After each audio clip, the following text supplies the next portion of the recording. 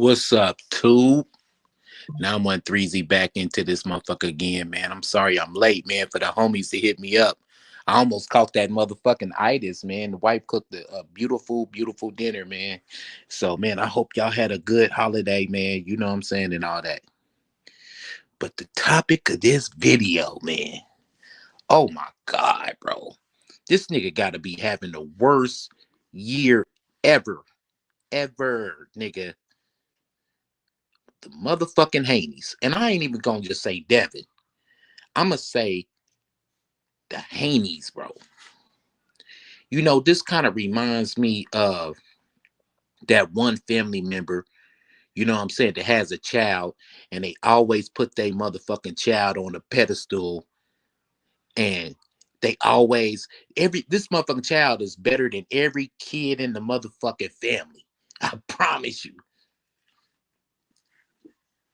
And this child ends up being the biggest fuck up and more of a fuck up than everybody in they whole entire motherfucking that you know.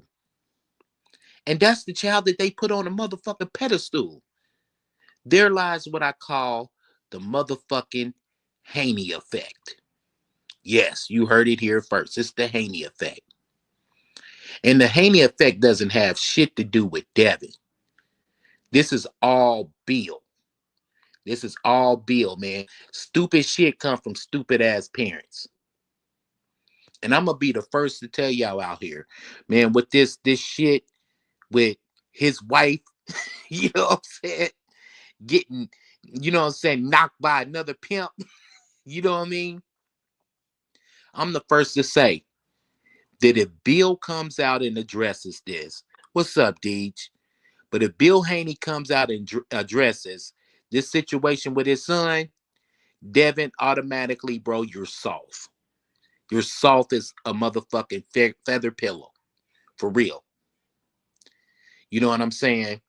If you're not man enough to address this and you stand behind your father, you know what I mean? And your father has to address this for you. I understand why that bitch is at this motherfucker's visit right now, you know, crying and saying she only wants you. Because guess what? You're not man enough to be with a woman, bro. I'm gonna just keep it a buck. I see why she's crying. If your father addresses this and you don't, bro, you're soft. Motherfucker done had the worst year possible. And at this point, this video is not to kick a motherfucker while they down. Oh no. This is a video of me just saying I'm tired of the Haney's bullshit. I'm tired of it. Don't y'all notice everybody out there in the chat, man? If y'all can hear me loud and clearly, I need y'all to answer this question. Press 1, bro, if you hear about the Haneys in the newspapers for everything but except boxing.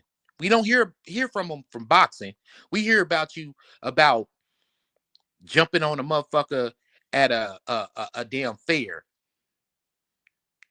Oh, what's up with you? What's up with you, Market Deej?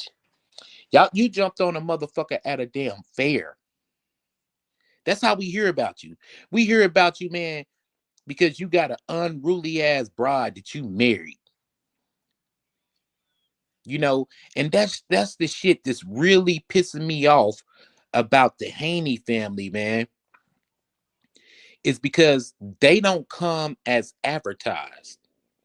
If you got some shit and you ordered some food and it was supposed to be gluten free and come to find out, man, that they put gluten in the shit and it's, you know what I mean, bro, that's you're not getting this advertised.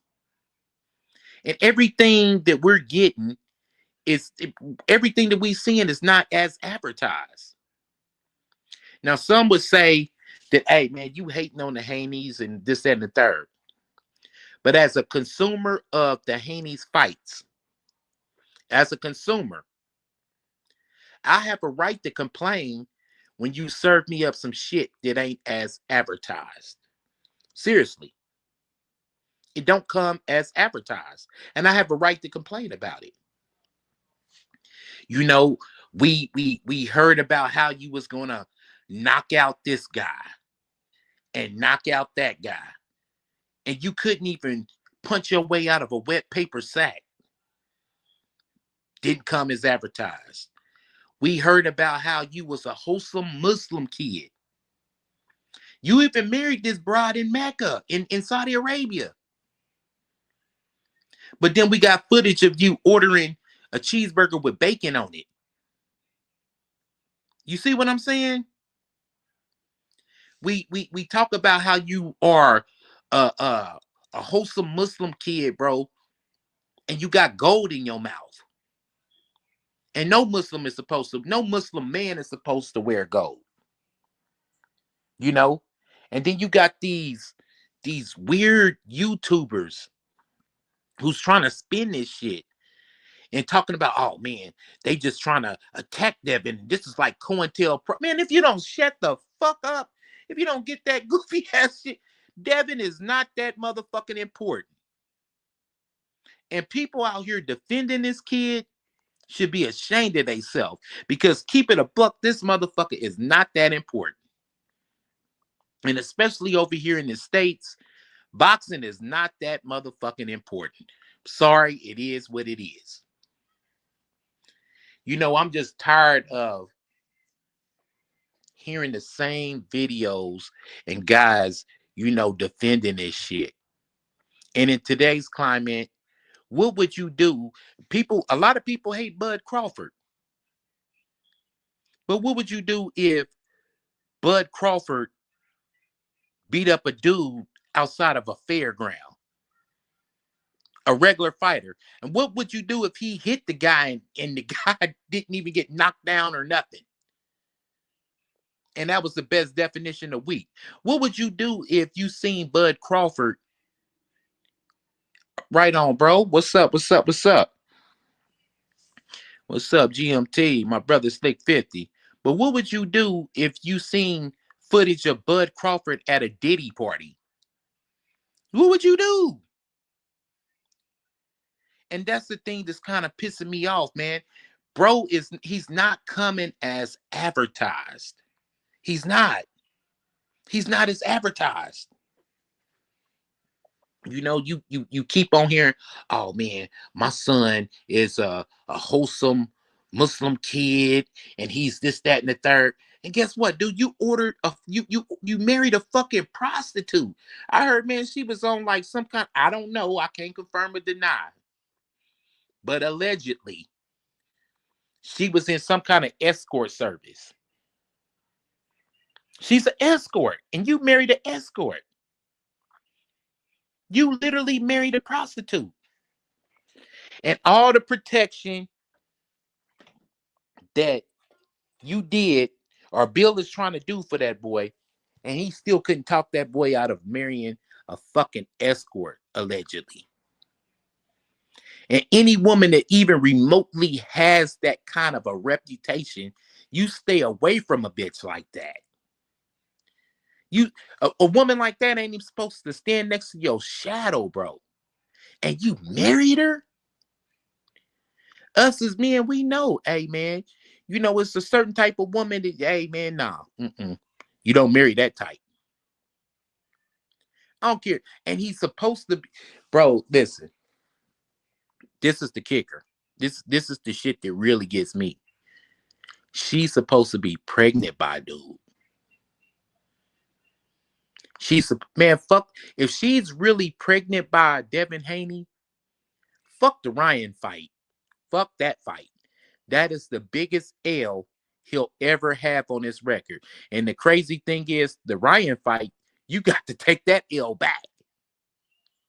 This fight, my nigga, with the baby, you can't take that shit back. Real shit.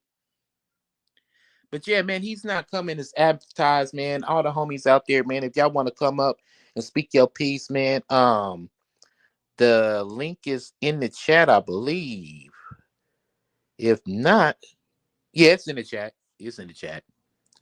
Y'all can say y'all piece about this situation, about this fuckery, man.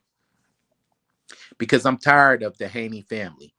And I'm tired of they reckless ass fans constantly making excuses and trying to justify all of his actions. Bro, a fuck up is a fuck up, man. Eat the shit. Eat the shit. I'm tired of this shit. You know what I mean? Nigga, you arguably lost to Lomachenko. You know what I'm saying? Every step of the way, bro, you doing shit this year to make yourself look bad. This has been a horrible year for you. And the crazy thing is, we don't hear from the kid. We hear from his father. And at this point, man, I don't even think that people are really Devin Haney fans out there. I believe that everybody who rocks with Devin Haney, they're pretty much Bill Haney fans. They love the business aspect of how Bill Haney is moving with the business.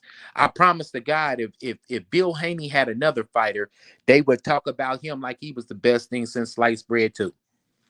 Because they pretty much Bill Haney fans at this point. You know what I'm saying? They're cheering on everything that the Haneys do. And for all you so-called street dudes out there who's cheering on what the Haneys is doing, if you're a so-called street dude or ever been in part of any kind of criminality and you justifying everything that the Haneys is doing now, especially this court shit, ask yourself, has your name ever been in somebody's discovery? Have you ever took the stand against somebody? You see what I'm saying? Right after the Devin Haney loss, you remember he had an argument with Mayweather. He had an argument with Mayweather, talking about Mayweather's kids. And it's been times that I've had to help your kids out, and I seen your kids on the streets of Vegas in compromised situation. What's up with you, Punch, man? Come on up, bro. Because I know you about to flame this shit. But he was talking about Mayweather's kids. See what I'm saying? When you point a finger at a motherfucker, you got three coming back at you. You got three coming back at you. Nigga, your son married a fucking escort, dude. This is the biggest. That baby is the biggest. Bro, trust me, I got baby mamas too. And I'm not talking like a perfect, but I know an L with a bitch when you got an L with a bitch. And this is an L, bro. This is a L. Man. Dude, you married an escort, bro. She was an escort. You don't marry that type of chick? God damn. The fuck? Motherfucker, on your honeymoon, did you have to leave money on the dresser, nigga? Weird ass nigga. God damn. Let me see what the chat is saying. Yeah, man, the fight was 6 months ago, and they still talking shit about it. You right, Deej. You can pop on up too, man, if you want to. Real shit. I see you, Punch. I hear you. You about to be in the crib, man. I see you when you get here. I see you when you get here, Slick. Yeah. Mark, what's up, bro? My brother's from down under. But yeah, bro. I'm just tired of this shit. I'm tired of listening to motherfucking videos, and these motherfuckers is, I don't know if y'all listen to a lot of guys on YouTube, man. But these dudes is just really fucking goofy on how they try to defend this situation. It's a YouTuber, and he's a prominent YouTuber too. And I used to listen to him back in the day when dude had some motherfucking sense. You know what I'm saying? But dude was like, yeah, man, why do you think they leaked this stuff? The video, man, I'm telling you, they just trying to have Devin look bad, man. This is like some COINTELPRO shit. Man, this ain't no motherfucking 1960s and no COINTELPRO shit. This little nigga ain't that motherfucking important. Devin ain't doing, man, this motherfucker act like Devin is motherfucking beloved and shit, and everybody fucking with Devin, and you know what I'm saying? He's doing shit for the culture, and this motherfucker doing food drives and shit, and motherfucker on C-SPAN and shit. This motherfucker ain't that goddamn important. First of all, these niggas is too greedy to be important like that, because everything you hear the Haney's talk about is about money. You don't hear them talking about helping people and giving back and shit like that. These motherfuckers don't give a fuck about you, bro. And for everybody who is on their nutsacks, this just goes to show this is another issue with the fathers of boxing. Yes, sir. Yes, sir.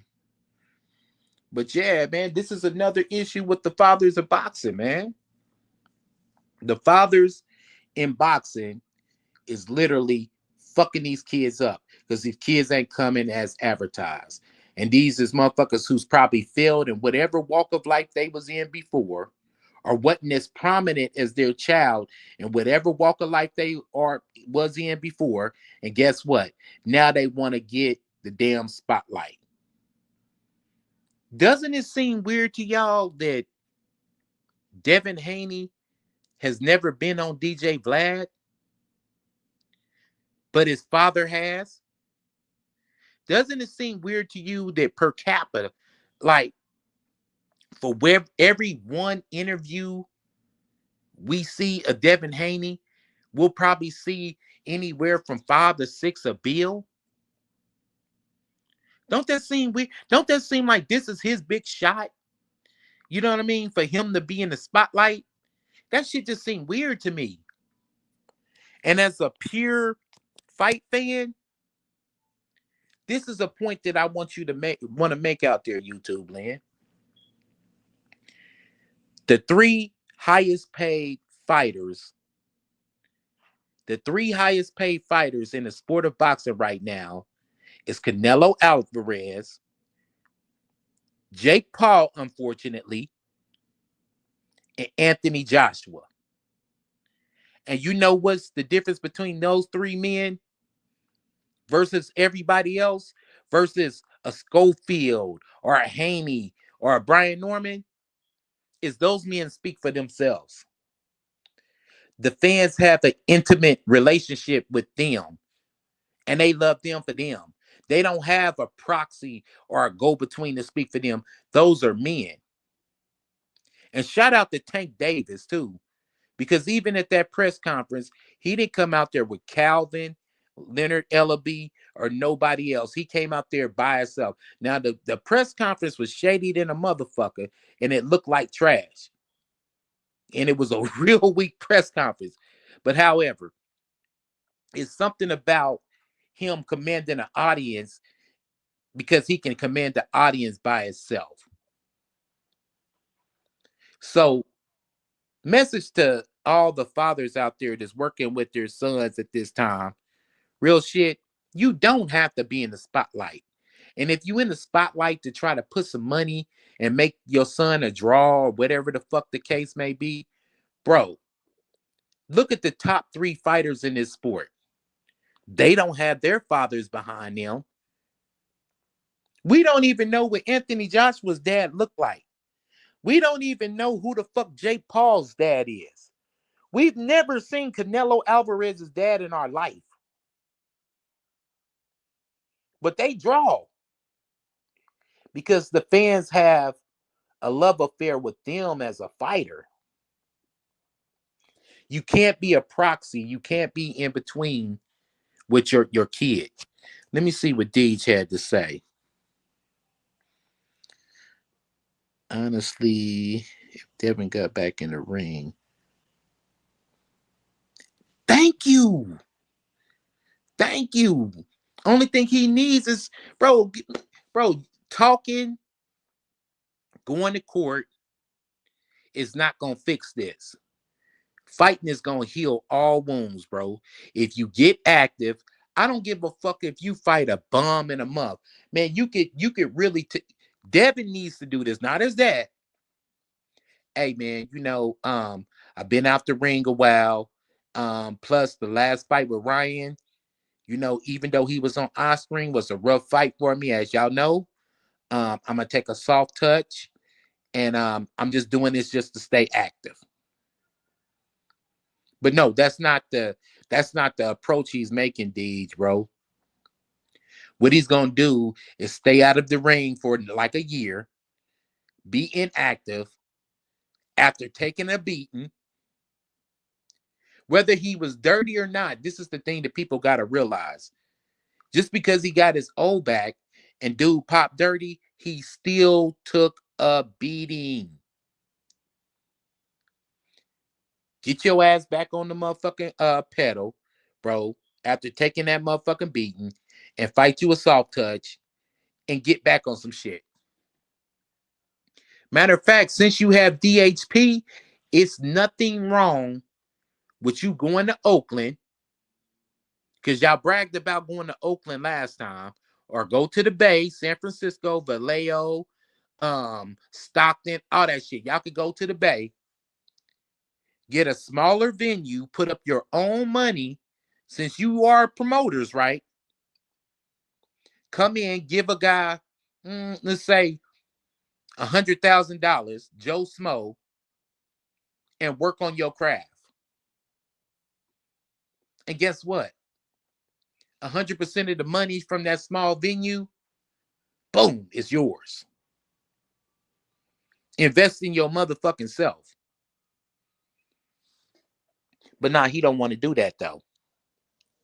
He don't want to do that. He wants to sit back and pretend like he's bigger than what he is. What you say, Punch?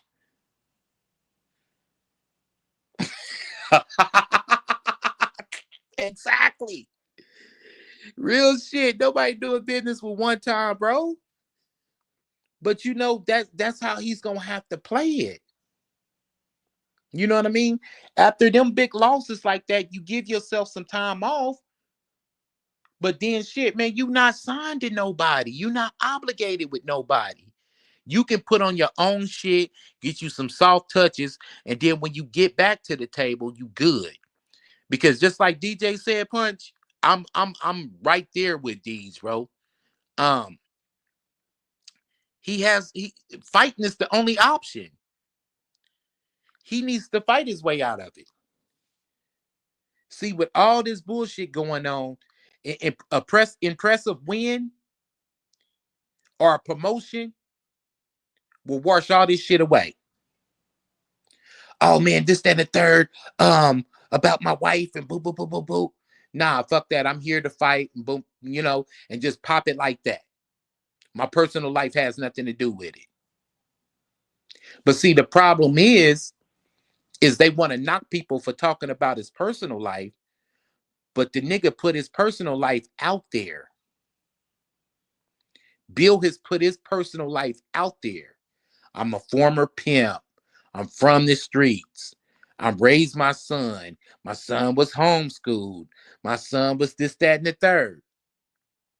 You put your personal business out there. We're wholesome Muslims. And no sooner as you said that, nigga, we seen a video of him ordering a motherfucking chopped cheese with bacon. And Blood was like, hey, give me extra bacon. Look. Bro, he's weird, bro.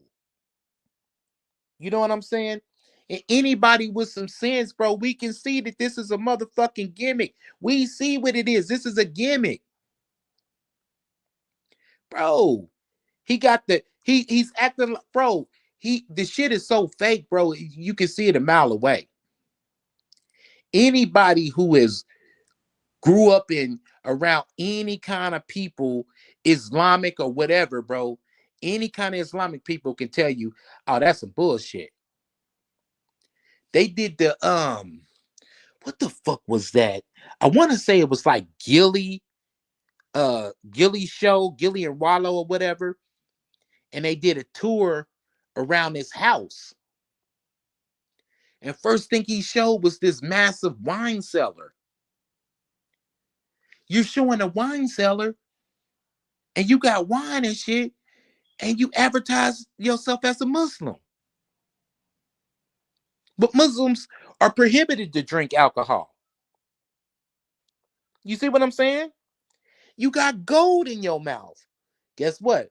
Muslims are prohibited from having gold on, wearing gold. Nigga, you ordering bacon sandwiches. Muslims damn sure don't eat no pork. You're not coming as advertised, bro. Let me hear what DJ got to say.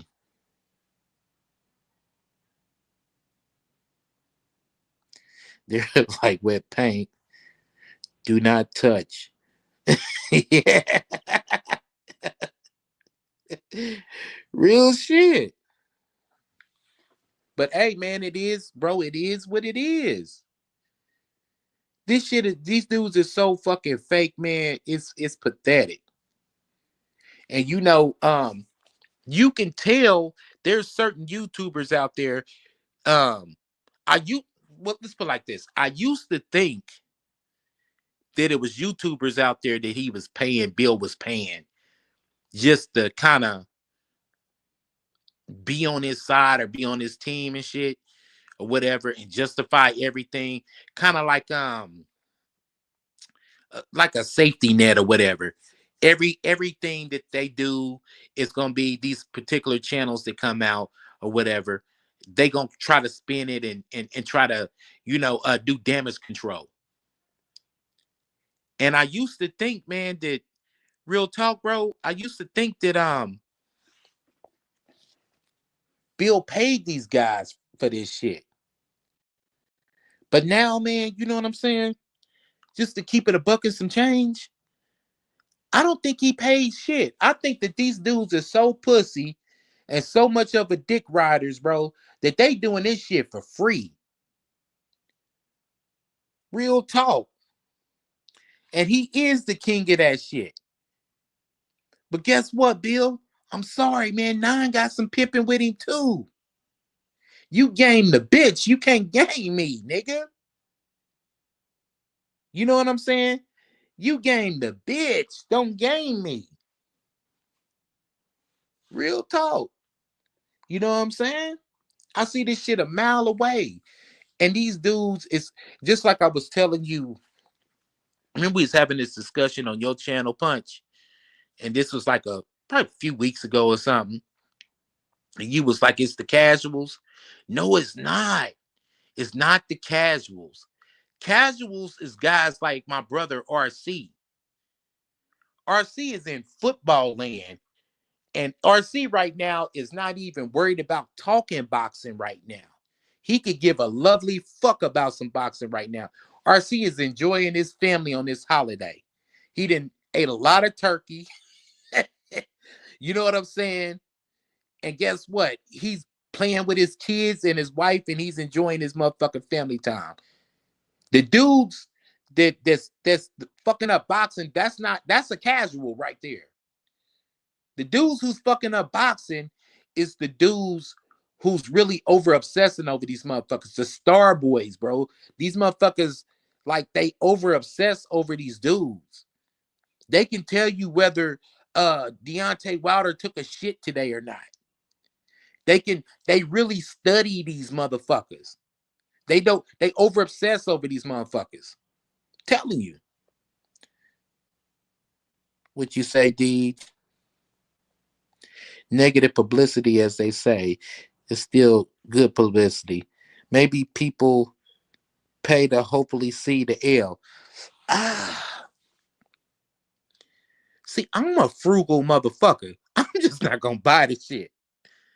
You know what I'm saying? Or I'll activate the fire stick on this shit. I'm not paying for it. I'll watch this see the L, but I'm not paying for shit. Unless it's a worthy ass fight. Real talk. I don't pay for too many fights. You know what I'm saying? Man, I'm keeping a buck. I don't have nobody that can sponsor me and all this, that, and the third. I'll be sitting there with the zone right on my TV and shit and watch the free portion of the fight and shit. I'm not paying for no bullshit. If the card is lackluster, I'm not paying for it. Nobody can I will activate Fire Stick, bro. That's just me. You know what I'm saying? I'm not paying for nobody's shit. I'm not even going to. I got a favorite fighter out there, and I'm not going to pay for none of his shit. I'm not paying for Bud's shit, man. And Bud is going to fight the mailman nigga that delivered my mail a couple of weeks ago and shit. No, I'm not about to do that shit. Hold on. What you say, Punch? Thank you. Man, listen, he told Floyd he was 50 and 0 in the streets. You know what I'm saying? Yeah, man, I'm 50 and 0, 50 and 0 in the motherfucking streets, man. I'm 50 and 0 in the motherfucking streets, man. You know, fuck you, Floyd, and blah, blah, blah, blah, blah. All that shit. And truth be told, I'm not a Floyd Mayweather fan at all. If y'all can look at my past videos I made a lot of videos in opposition to Floyd Mayweather. And I pretty much said back then that this was happening. I seen it happening. But truth be told, Devin Haney couldn't even stand next to Floyd Mayweather's shadow. Devin Haney could not stand next to Floyd Mayweather's shadow.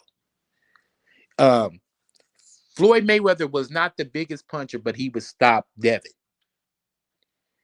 And it probably would be like, he wouldn't even probably play with him, man. He probably stopped this motherfucker within goddamn 6 or 7 rounds, bro. It would be, and when Devin being chinny too, it would be an embarrassing ass fight. Real shit. Nigga would be just flat out embarrassed. Like you would see like some bullshit. Hold on real quick, y'all.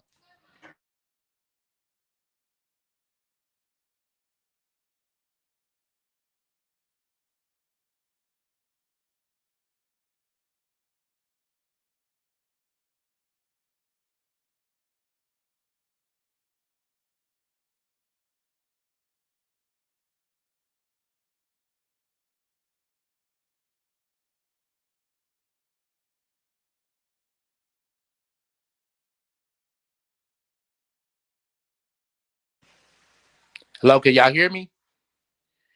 Somebody press 1 if y'all can hear me.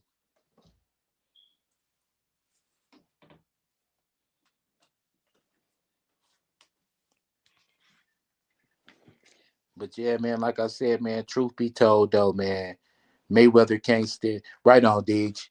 Truth be told though, Devin couldn't stand next to Mayweather's motherfucking shadow, bro. Devin is not the goods. And it kind of make you think though, man, like when Regis Prograde was like, yeah, he had a couple of O's overturned when he was in Mexico in his early days. This shit kind of make you start thinking like, damn. Like, you know, I'm always one of them guys that can believes that where there's smoke, there's fire. Right on, bro. But I'm one of them dudes that believe that where there's smoke, there's fire. And in the case of what Prograde said about Devin getting his losses overturned and complaining in the early days and shit, didn't we just kind of see that shit with Ryan? I'm not saying what Regis is saying is like really, really accurate, but I'm just saying it's a whole hell of a lot more believable now. You know what I'm saying? It's just like, bro, the way them dudes is moving, it's just trash. They garbage. And anybody who drinks that Kool-Aid and defends this shit at this point, bro, I know like never in life could we ever be cool. Like we would just probably have to be cool on YouTube or something. There would be no let me fly out to your city and have a beer. None of that. We could never congregate and fellowship and all that shit, blood. Like we couldn't do that because if you justify a motherfucker calling the cops on somebody and putting somebody in some paperwork, bro, you're soft. If you justify a dude marrying an escort, we can't be friends. It just it we not even, bro. It's just not gonna happen. You know what I'm saying? Like, if you justify a professional boxer standing in a crowd of a whole bunch of his homeboys and he swings on a guy that was talking shit, if you justify him swinging on somebody, we can't be cool.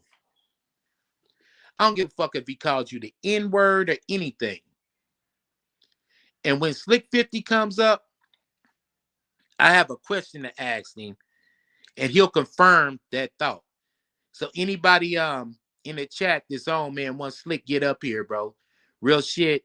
Remind me of the question I gotta ask Slick. Or either RC too, and that'll confirm some shit. But yeah, man, end of the day, bro, this dude is soft, man. He's softer than a motherfucking feather pillow. You know what I'm saying? And I'm at this point, can we just be done with this? Can we just be done with the Haneys and they bullshit? Can we be done with channels who we need to start banning all channels, man, who's justifying this shit. You see what I'm saying? Listen, there's something wrong with your motherfucking ass, bro. If you have a fighter, your favorite fighter, you've never met him in person, you don't know him. If the motherfucker seen you in a crowd, he wouldn't even recognize you. You'd just be another face in the crowd to this motherfucker. And everything he does, you have to find a way to justify it. If you justify everything a motherfucker do, bro, you're weird. And we need to start banning these YouTube channels that's on that type of time. That just never has nothing wrong to say about their favorite fighter. We need to start banning these dudes for real. I have a brother, my baby brother, which whom I love very dearly. We're actually pretty motherfucking close. But I'm the first to say I'm not gonna justify everything that nigga do. Nigga get drunk, he'll fuck your bitch. You know what I'm saying? You know what I'm saying? He fuck around, man. Don't give him your car keys, nigga. He fuck around and hey, he be gone. He fuck around and wreck your shit and everything. Love my nigga to death, but that's the harsh reality. You know what I'm saying? Real talk. But anybody who justifies somebody's act, you're a weirdo. What's up, Deej, man? Merry Christmas, Norn. Merry Christmas to you. Yeah. Merry Did you Christmas, man. did you eat a shitload of food and then just sleep it off? Yeah, that's why I was late. I looked at the chat. I looked at the chat, and the first thing I seen was a text. I was like, "Oh fuck!" I don't know whether it was you or Punch that did it. It's like, bro, where you at? We waiting on you. Yeah, that I was looked. I Punch, was but like, damn, it's like 19 after. Fuck, yeah, Punch is good for that. He'll tell everyone he's going live and then you'll fall asleep somewhere. bro. You know I was waiting on him last night, right? I was waiting for a little while there and I just thought, oh, well, figured it was late. He's probably just gone to sleep. That's all right. No harm Yeah, done. What's got you going about these Haneys today? man. You See, know I don't lose sleep over the Haneys. They don't emotionally, physically, or financially affect me. exactly, bro. But do you know there's channels out there that's justifying this shit, and it's just I find it sickening. I find it sickening, bro. You married an escort. The escort um went to a rapper while he was in jail, crying and saying she only wanted to be with him. And you Yeah, married her and she's pregnant. but that's Devin Haney's lesson to learn. Yes. He just hasn't learned it yet. Yes. And the thing is, if Bill Haney comes out, right, and speaks on this issue for his son, Devin, you are soft as fuck. Because as a man, if you choose to be in the spotlight, when you became a fighter, when you went professional, you knew that you needed to be in the spotlight. So you chose this. You chose the path of being rich and famous. Okay? And if you can't address this shit, make some kind of statement. Hey man, this is my personal business. Stay the fuck up out of it. You feel me? If you can, if you can't address this as a man and your daddy, your father has to address it, you're weak. You're weak. Yeah, it's a double-edged sword with the media, though. The problem is the more you fuel that fire and come out and defend yourself, the more and more people are going to go in on you. So, Yeah. there, I mean, I could see it going both ways. But well, how many interviews has he done since the Ryan fight, to the best of your knowledge? Who, Devin himself? Yeah, Devin. Probably about one, maybe any, probably like two or three of them. Oh, But we see Bill everywhere, bro. I don't know if you deal with too many other YouTube channels, but Bill will come and get on other YouTube channels lives and talk for hours and hours on how great his son is and how boxing is a business and how boom and how his son is really the face of boxing. Because everybody has to keep on talking about my son. We're not talking about him for the shit that he's doing in the ring. We're talking about him for the goofy shit that he does outside of the ring. hence my point. Just get back in the ring and get everyone focused on your skills, not your fucking personal life. Thank you. But what he does is, okay, bro, listen, since the Ryan fight, he's really spiraling. He had the incident where he punched the guy. Then after that, you decided, okay, yeah, now I'm a sue. Now, mind you, the guy that he punched didn't even sue him, but he's No, suing. there He's would have suing been a Ryan. payout. There would have been a payout, a keep quiet payout, I'm sure. But I mean, would you call that a punch? That was more a bit of a love tap, wasn't it? Yeah, But that's the same. That's the same right hand he hit Lomachenko.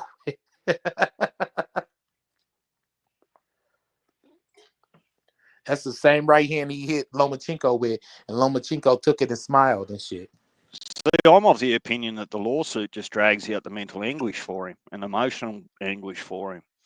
Just walk away and put it in the rear vision mirror. See, Bill, I caught some of Bill. I can't handle 2 hours of him. I just don't find him that interesting. But he was saying that the lawsuit was about business. Yeah, I've seen some shit like that too. He said, "Well, other promoters can sue people. Why can't we?" Well, your other promoters are probably suing you for breach of contract, not battery. I mean, choose your words a little bit better. I've said this. If you've got to Hmm. go in there and get some financial loss or defamation loss, well, go do that. But just don't call it battery. And see, that goes back to what I've been saying religiously. Is this? We didn't say you was a street guy. You said that you was a street guy.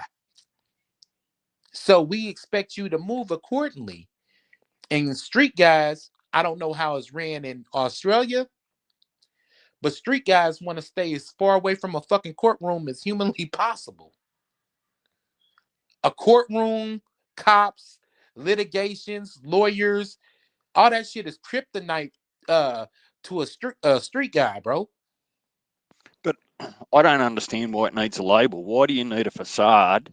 Why have you got to be a street guy? Why can't you just be an intelligent manager or an intelligent businessman and go about your work whichever way you choose to see fit? Why have you got to give yourself a title or a facade? Exactly. And see, that's the double-edged sword. Because one moment he's spouting out how, oh man, I'm a pimp. I was a pimp. I'm a street guy, this, that, and the third. And then next thing he spouts out how he's a black nationalist, like a Black Panther and all this other shit. And then next thing he spouts out, oh, I'm a devout Muslim and blah blah blah blah blah. And I just see all the contradictions, and I'm like, bro, enough already. And I'm just Begs surprised that everybody's drinking this fucking Kool-Aid, bro. begs the question whether Bill might just want to be in the spotlight more than Devon wants to be in the spotlight. Yes, yes. Are you aware of DJ Vlad? Vaguely. Yep. Yeah, he does a lot of interviews and shit, and this, that, and the third. Well, Devin doesn't have a DJ Vlad interview, but Bill does. Certain interview outlets, like Sway in the Morning, everything, just about everything that Devin does, Bill is right there with him. And then Bill does his own interviews. It's almost like he's trying to get fame off of his son. But And whatever they're doing is working. You and I are just talking about this right now, about the Haneys, means that negative publicity, we'll call it, is actually positive because it gets people talking. See how that works? It's a yeah, double-edged sword. If you just didn't talk about it, then what would they do? Then would they offer up to go on interviews and talk shows and bits and pieces? Whilst ever people are talking, that's part of the game. but see, this is the thing. This is why I named this video the Haney effect. I don't know about your family structure or whatever, but I know that you have that one family member or that one friend or whatever who always puts their kids on the biggest pedestal. And then you look up 5, 10 years later, and this child does, this motherfucker grew up to do some of the stupidest shit ever. Meanwhile, you got regular kids, married, boom, boom, boom, you know, and that's the Haney effect to me. That's the Haney effect. In a Yeah, I can't. year, they pretty much showed their whole hand. They showed their whole hand. All this. I'm a devout Muslim. I'm a street guy. Um, I'm a fucking black nationalist. All this shit. Guess what? Every last thing, everything that he said that he was has been debunked in some kind of way. But one thing that we do know is you are a fake. That's one thing that Well, we do know because everything has been debunked. Hold on just a moment. Here go my brother from another man introducing, coming to the motherfucking stage. Slick motherfucking 50. Give him a good hand clap. I ain't got all those effects and shit. So, okay, look at Slick, you better not be clapping yourself to the panel. No, it's for y'all, man. Thank y'all for letting me on, bro. that. Yeah, Merry man. I hope I Christmas, didn't mate. have you back there for so long, bro. No, no, no, no, no, no, no, no. No. I just, I actually had just got in. Oh, okay. I had already just typed it in just to let you know because he was talking. Oh, So, okay. Yeah. yeah. What's going on with it though? Just Man, touching down. I don't know if you caught a little bit of what I was putting down, Mm-hmm. but I was talking about this video's titled The Haney Effect. Mm-hmm. And I'm not talking about Devin. Mm-hmm. This is not a Devin video. This is a Bill video. Mm-hmm. And it's just like, okay, everything that he said that they are, right? Everything. Devout Muslim. Nope, we caught your ass eating a bacon sandwich. You feel me? The Aki way. You feel me? Mm-hmm. Um, um, wholesome kid.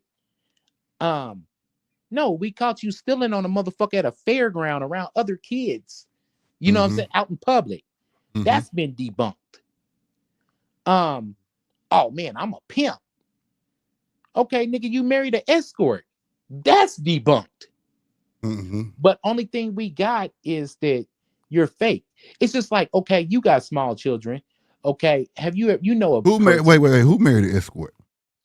Oh, Devin. Oh, girl was an Oh escort, yeah. bro. Okay. Okay. Got you. Yeah, Mm-hmm. man. Pimps don't get married, and you Mm-hmm. damn sure don't marry a hoe. Right. You see what I'm saying, bro? Mm-hmm. And it goes back to this is the Haney effect in my eyes. The person who has a kid and they think their kid is better than everybody else's. Mm-hmm. And they hold their kid up on a pedestal and yeah, my little Johnny would never do that. And then here you are with your girls and shit, just chilling or whatever, this and the third.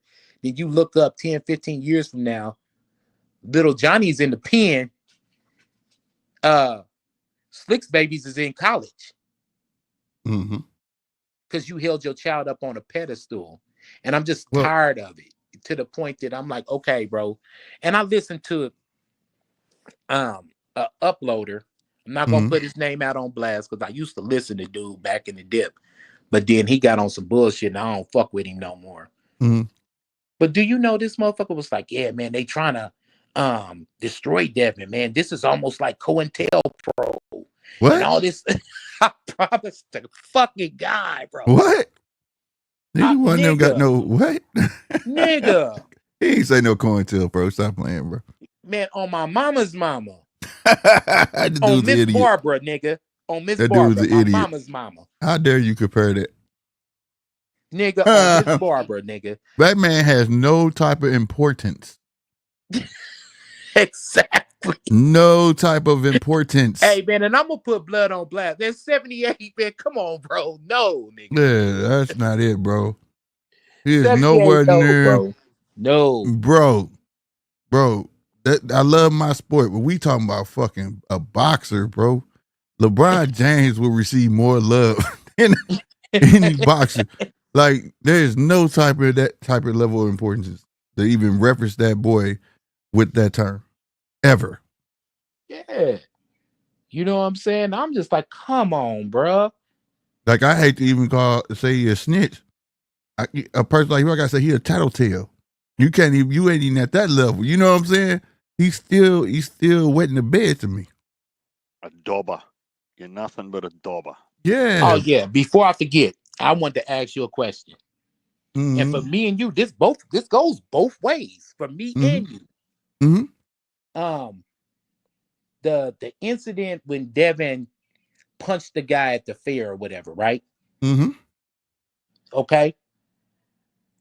When you was down here in Kansas City, wasn't you in a situation and didn't you have certain people around you that if you didn't want to get your hands dirty and you wasn't gonna get your hands dirty, knock this nigga out for me? Didn't you have that? Facts.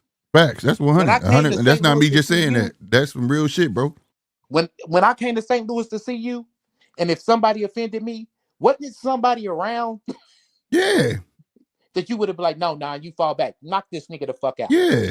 Here's the thing though, but like we roll in those type of circles to be able to do that though. Well, I didn't say you was a street guy, Bill. You said it. True. I didn't say it. You said it. True. You marrying your son is marrying escorts. I didn't say you was some pimping. You said you was some pimping. Oh, yeah. You got bacon sandwiches. I didn't say you was a Muslim. You said you was a Muslim. Oh, man. He keep Nigga going said that the bacon Aki way. Aki way. And then blood say an extra bacon. Put Mm-hmm. extra bacon.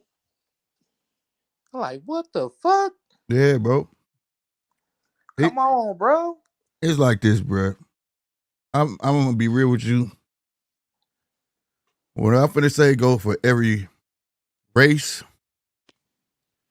religion, whatever you believe, non-believers, all this remains the same.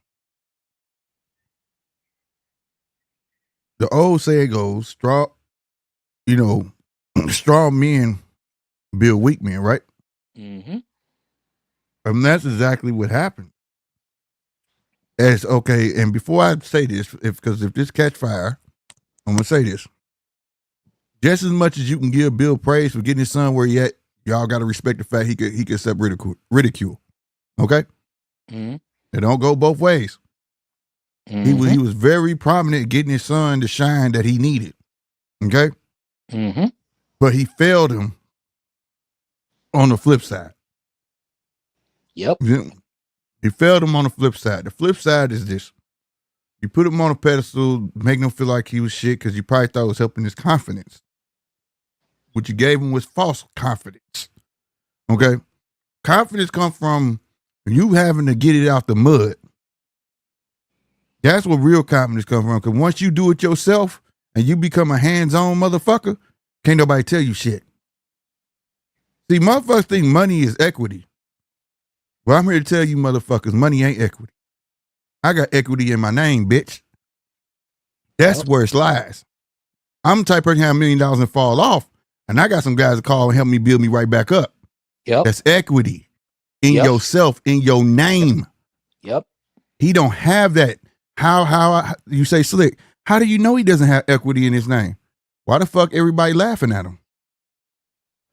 The person got equity in his name, they respect him. Like, man, dude fell off. He'll be back. Yeah, he fucked up. He made a mistake. He'll shake back. No, everybody named Mama driving him. Don't nobody want to touch him with a 10-foot pole because he want to go sue motherfuckers. And then your daddy backing you on it. Yep. And Punch literally said that in the chat too earlier though. He said, ain't nobody gonna touch him, man. He the please, bro. Yeah, man. Like, and here's another thing too. I'm from the block. Now I'm from the block. I don't know DJ like that, but DJ might have some points in the block. You feel me? Mm-hmm. But even if you don't, you know how to assess a situation before you make a move. And assessing that situation, you can predict the outcome, or at least partial of the outcome. You know, a motherfucker, if you got a real motherfucker around, like say if that was me, and I said, man, I'm about to sue this motherfucker. And 9 is with me. 9 know I'm just flashing out, you know. 9 will be, bruh. Hey, I'm down with you, but I don't think you should do that. Cause you gotta sit down and think about it. You know what's gonna come with that. You see what I'm saying? Yeah. You gotta understand. You can forecast what's coming. You see what I'm saying? But the only way that you don't give a fuck, you gotta be a dumb, stupid, arrogant motherfucker that you so much willing to prove a point that you finna step on your own dollars. And you know what? That exposes another hole in their game too. Because I'm witnessing Bill micromanage everything that Devin does outside of the ESPN interview that lasted like only 2 or 3 minutes, where he said, "Man, I don't even want to fight him no more." Remember that? Mm-hmm. And the Andre Ward shit. Mm-hmm. Every video, every interview Devin does, Bill is by his side. Yeah. But vice versa, though, every interview that Bill does, Devin is nowhere to be found. Nah. And for you to micromanage, Bill was on Vlad, nigga. Thank you. How the fuck you on Vlad and your son ain't been on Vlad? Bro, right before you came, I said that shit. That told me something right there. Everything about this boy's career, but you can't micromanage his life and give him some good advice and be like, nah. Bruh, and Wayne got decked out for him. Yes. The sharpest I ever seen Bill, nigga. Yeah. For Vlad? 3-piece suit on, pinstripe. For a DJ?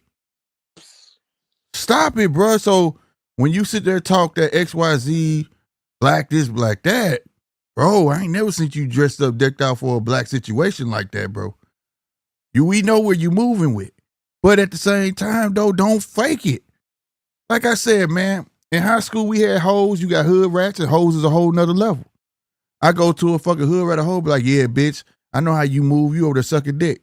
See, the difference between a fucking hood rat, she gonna lie about it. That hoe gonna say, yup, you just mad it wasn't you. Now, after she say that, what can I say? Yeah. Nothing. I can't say shit to the bitch. She just pulled it away from me. I can't do nothing. That's where they need to be with it. It's just a bunch of, I feel like it's a bunch of faking it, flashing. And it ain't just them, it's a lot of them. You know, the best way to put it, and I always make jokes about the Fisher Price joke. You know, Fisher Price, my first thug outfit and all that shit. Fisher Price, my first golds. Fisher Price, my first lokes and all that shit. But being real, we looking at the real life Nunu. Get what I'm saying? I don't know if y'all see that T.I. movie, bro. I've never met nobody, bro, that everything that they try to pretend to be, everything can be debunked. Yeah, that's what, and the shit that they pretending to be is conflict. It's all that shit is like it's like I just want to ask Muslim and I just want to ask Bill, like, do you, when you see your son doing shit, right? Do you act? I mean, I know he grown, but he's still your boy. You get what I mean? Do you act, hey son, Now, I raised you. I know you ain't like that because the way you dressing Salute out, money. is what you gonna attract. You get what I'm saying? Law of Yeah. attraction. What you put out is what you go get, son. Now, did you think about putting that shit on? Or do you really think that you can dress any kind of way and don't understand what's the justification gonna come with it? Because we do. I don't give a fuck what nobody say. You will be judged. I don't care whether it's by God in the streets. They taught you that in school that while people lying, first impressions are everything. And What you is know that? what's Code slick? for being judged. You know So you what's go out slick? straight. If you I go out, hold up. represent the streets, bro. Take that fucking furry Kango and that football cleat off, nigga. It's Yeah, embarrassing, nigga. We don't like it. I'm just saying, bro. Like you gotta play the part. And I ain't saying he got dressed like no square, bro. But you coming off a certain way, and you starting to talk a certain way, and these people take you for face value, bro. Yeah. That's the difference between this internet shit. Like I'm a person like that. I tell you, if I see your face, there ain't no reneging. You get what I'm saying? There's no reneging on what you say to me after that. I'm never gonna forget.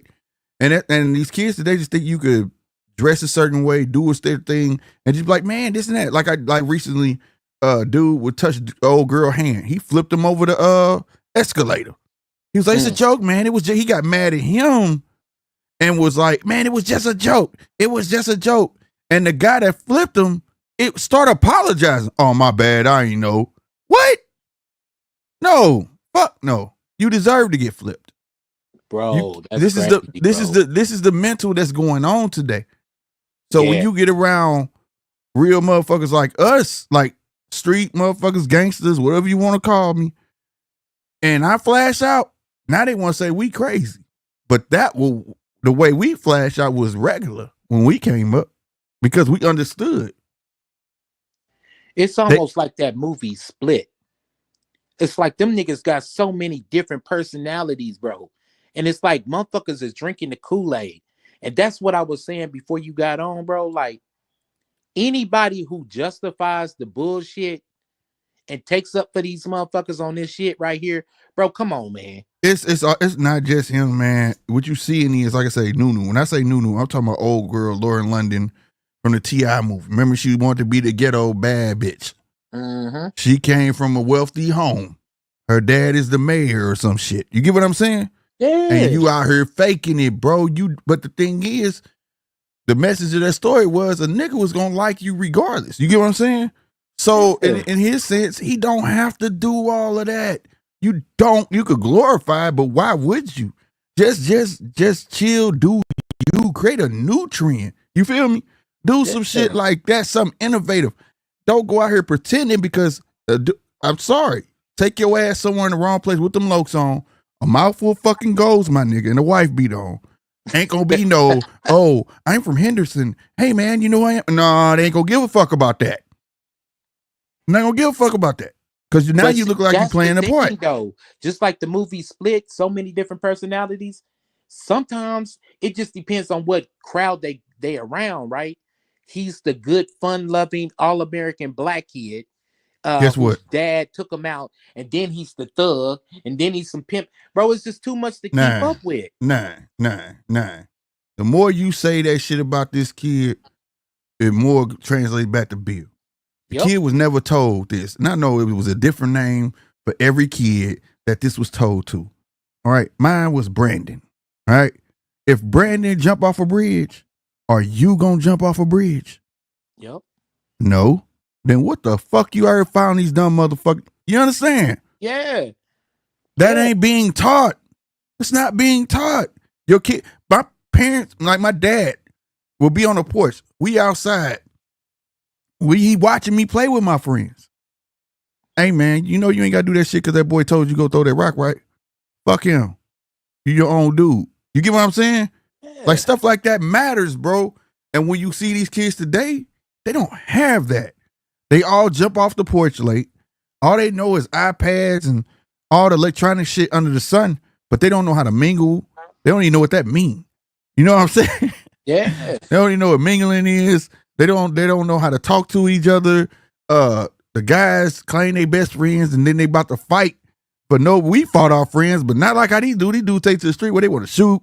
I promise to God, nigga, when I was fighting over hood rats. grade, It's When I was in the crazy. fourth grade, I got in a fight with a sixth grader that had a full beard, bro. I swear to God. Damn. Nigga, whoop my ass. Pack me out. You know what I'm saying? Now they got cyber bullies. No, nigga, we had real bullies. Bro, the cyberbully thing, like motherfuckers, man. So man, I always talk about that shit because, all right, for one, quit letting these kids, keyword kids, on Facebook. Facebook tell you you're supposed to be 18 and older, but then you want to blame Facebook? You want to blame the kids that got on there and typed the shit? No, blame the parents. And guess what? It go both ways. Because if your kid was on there able to read it, if you gonna say she shouldn't have let her wrote that on Facebook, well, guess what? Your kid shouldn't have been able to been on there to see it. But you Period. want to know what the problem is? Nowadays, parents are just put some shit in their kid's face to get the fuck out of my face. I'm tired Yeah, of it. exactly. You Nigga, here see, you go. you got 1 year olds with tablets in their face. Yeah, as long as you just the fuck up out my face, I don't care. Man, you can ask my 24-year-old. She was like, my daddy was up on every fucking thing. There was no way he was getting away around for me. You get what I'm saying? The thing is, you have to be that instrumental part. And I carry this tradition on like my dad used to tell me. You mad? That's cool, because that's what the fuck I'm here for. To piss you off. But you understand later on. Even if you know you got a hard head fucking kid and he not gonna listen. I'm speaking from fucking experience. He ain't gonna listen. That you might want to lead the conversation with that. Because my dad showed did. I know your hard head ass still gonna go do this shit. But I'm finna tell you. Let me tell you something. Everything my father told me, bullshit you not, has came true. And I swear when it happened, my God rest his soul, I look up and say, Dad, you was right, old man. You see what I'm saying? You was right. But the thing is, he told me, but at least I knew how to go about it after I made that mistake. You get what I'm saying? When you let somebody just go out in the world wild and don't have no type of guidance, they don't get it. Because see, these dumb kids out here think that you trying to be smarter than them. And I'm trying to explain to you that actually I was dumber than you. Because being dumb is wisdom. You know why? Because I had to make all these fucking mistakes to know how to fix them so I can tell you not to do it. Let me ask you a question. Let me ask you $1 million question. Deej, if you there, $1 million question. If you was part, and I kind of think I know where you're gonna go with it too, Deej.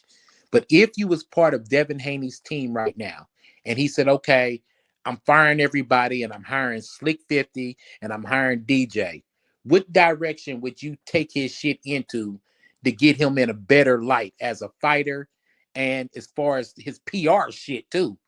What would you do to make it better? Go ahead, Slick. The PR shit, you mean like for real, like we was there in the camp. Like what would I try to do to get him back in the right light? Yeah, as a Oh, fighter and as a man, what would you do? oh man, easy. He need a mentor. He need a mentor that's in his lane. You get what I'm saying? Somebody who eat, sleep, shit, boxing. You know, like remember we used to have big brothers and shit like that, Big Brothers Big Sisters Club and all that shit. Yeah, He needs some shit like that. Ain't gonna stunt. Put him in the limelight, fucking with kids. Show him that who he really fucking is, and the people would accept it because we already know that's who the fuck he is. You get what I'm saying? yeah. Get off that shit. Show the world that you out there. Be out there, not just in photos, bro. You know what I'm saying? Take it from there. Get you a soft touch, and it be dominant. Probably another one, and then say, hey, I want my rematch. You ain't even got to be fucking an asshole about it. You know what I'm saying? Yo, that shit that happened, bro. Man, that shit was fucked up. I'm gonna be real with you, and that's the past. But I'm ready to show y'all that was a fluke. You get what I'm saying? Type shit on some real professional boxing shit because his demeanor calls for everything of what it says. Professional boxer. His demeanor calls for looking professional. His demeanor, his whole demeanor screams, I need to act professional. You get what I'm saying? He doesn't have that mean streak persona. He don't. Yeah, yeah. And that's what's screwing him. Hey, Deej, you there, bro? Yeah, mate. All right, what would you do? Same question. If he fired his whole team and he hired you personally, DJ, to handle his boxing career and his public relations, what would you do on both fronts to make it better? What would you do personally? I'd make him decide. I wouldn't decide for him. So what? The first question would be, do you want to box anymore? Are you still 100% committed to boxing. Because Mm. if you're 95 or you're 90, we're going to fail. As a team, we're going to fail if you're not completely committed. Because if you're Mm-hmm. not committed, well, let's look at how we best invest your assets and the money that you've got, so that you've got an income. Next question. Mm-hmm. You Um. have you have to Oh, but decide. No, next question I'd have to him is you have to decide what type of person or boxer that you're going to be. Are you going to be a private individual away from the boxing ring, or are you going to be public? Because you can't have both. Honestly, you just can't have both, in my opinion. If you're going to be public, it's all on you. I've got no rules except that no one helps you out. You Right. just own all of your own mistakes. You go to a fairground and you throw a punch at a little kid, you own it. I can't help you with that. Start putting the accountability back on him. Maybe then you'll start to think about a little bit before he does things. yeah, Mm-hmm. yeah, yeah, bro. Because the direction he's going in, he's headed for destruction, man. Because everything that they put out there, just like I've been saying the whole lie, bro, it's been debunked. Mm-hmm. So who are you really? And the only thing we can go off of is nothing that you said, but we can go off of your actions. You're a sore loser, a spoiled brat. Um, your dad is a guy who craves the spotlight more than you do. You know, part of grooming a professional fighter is to groom him to be in front of the cameras. Yeah. You got to groom him to be in front of the cameras and the spotlight. You know what I mean? You got to groom him for that. Part of being a father is, you have to groom him on, a son, you don't marry that type. Even if you had a little fun with her, if you know what I'm talking about, you don't marry that type. Mm-hmm. Because the more I'm hearing about it, even though they saying, oh man, this was 2 years ago, uh, when she did this. This was 2 years ago, this was years ago. Well, bro, she still was an escort, bro. You don't marry that type. Mm-hmm. You don't marry that type. So another part of being a father is you got to groom your son to say, hey, nah, that ain't your type, son. But you can't do that if you out there talking for him. He talked for him on that. He got Yeah. on Twitter. He got on Twitter. What day for yesterday was like all these people talking is that can't keep a good woman they self. Bullshit. I'm talking. So And you know what I'm everywhere I saying? go, everywhere I go, who do you see with me? Exactly. But that's Who's what I'm literally saying. Like that's who's literally my best friend? the My point best is friend. he ain't talking. Why are you talking? Yeah. I can It's talk like my what shit. DJ said. You gotta let him own up to some shit. Mm-hmm.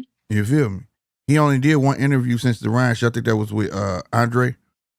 And Yep. Andre kind of caught him up in the trick bag. Yeah, he a good fighter. Yeah, he is. Yeah, he did. So you don't think it was because he a good fighter or was for the PEDs? Well, he definitely had PEDs, but I ain't saying he garbage. You know, he caught him in trick bag on that. And ever since then, you ain't seen him no more.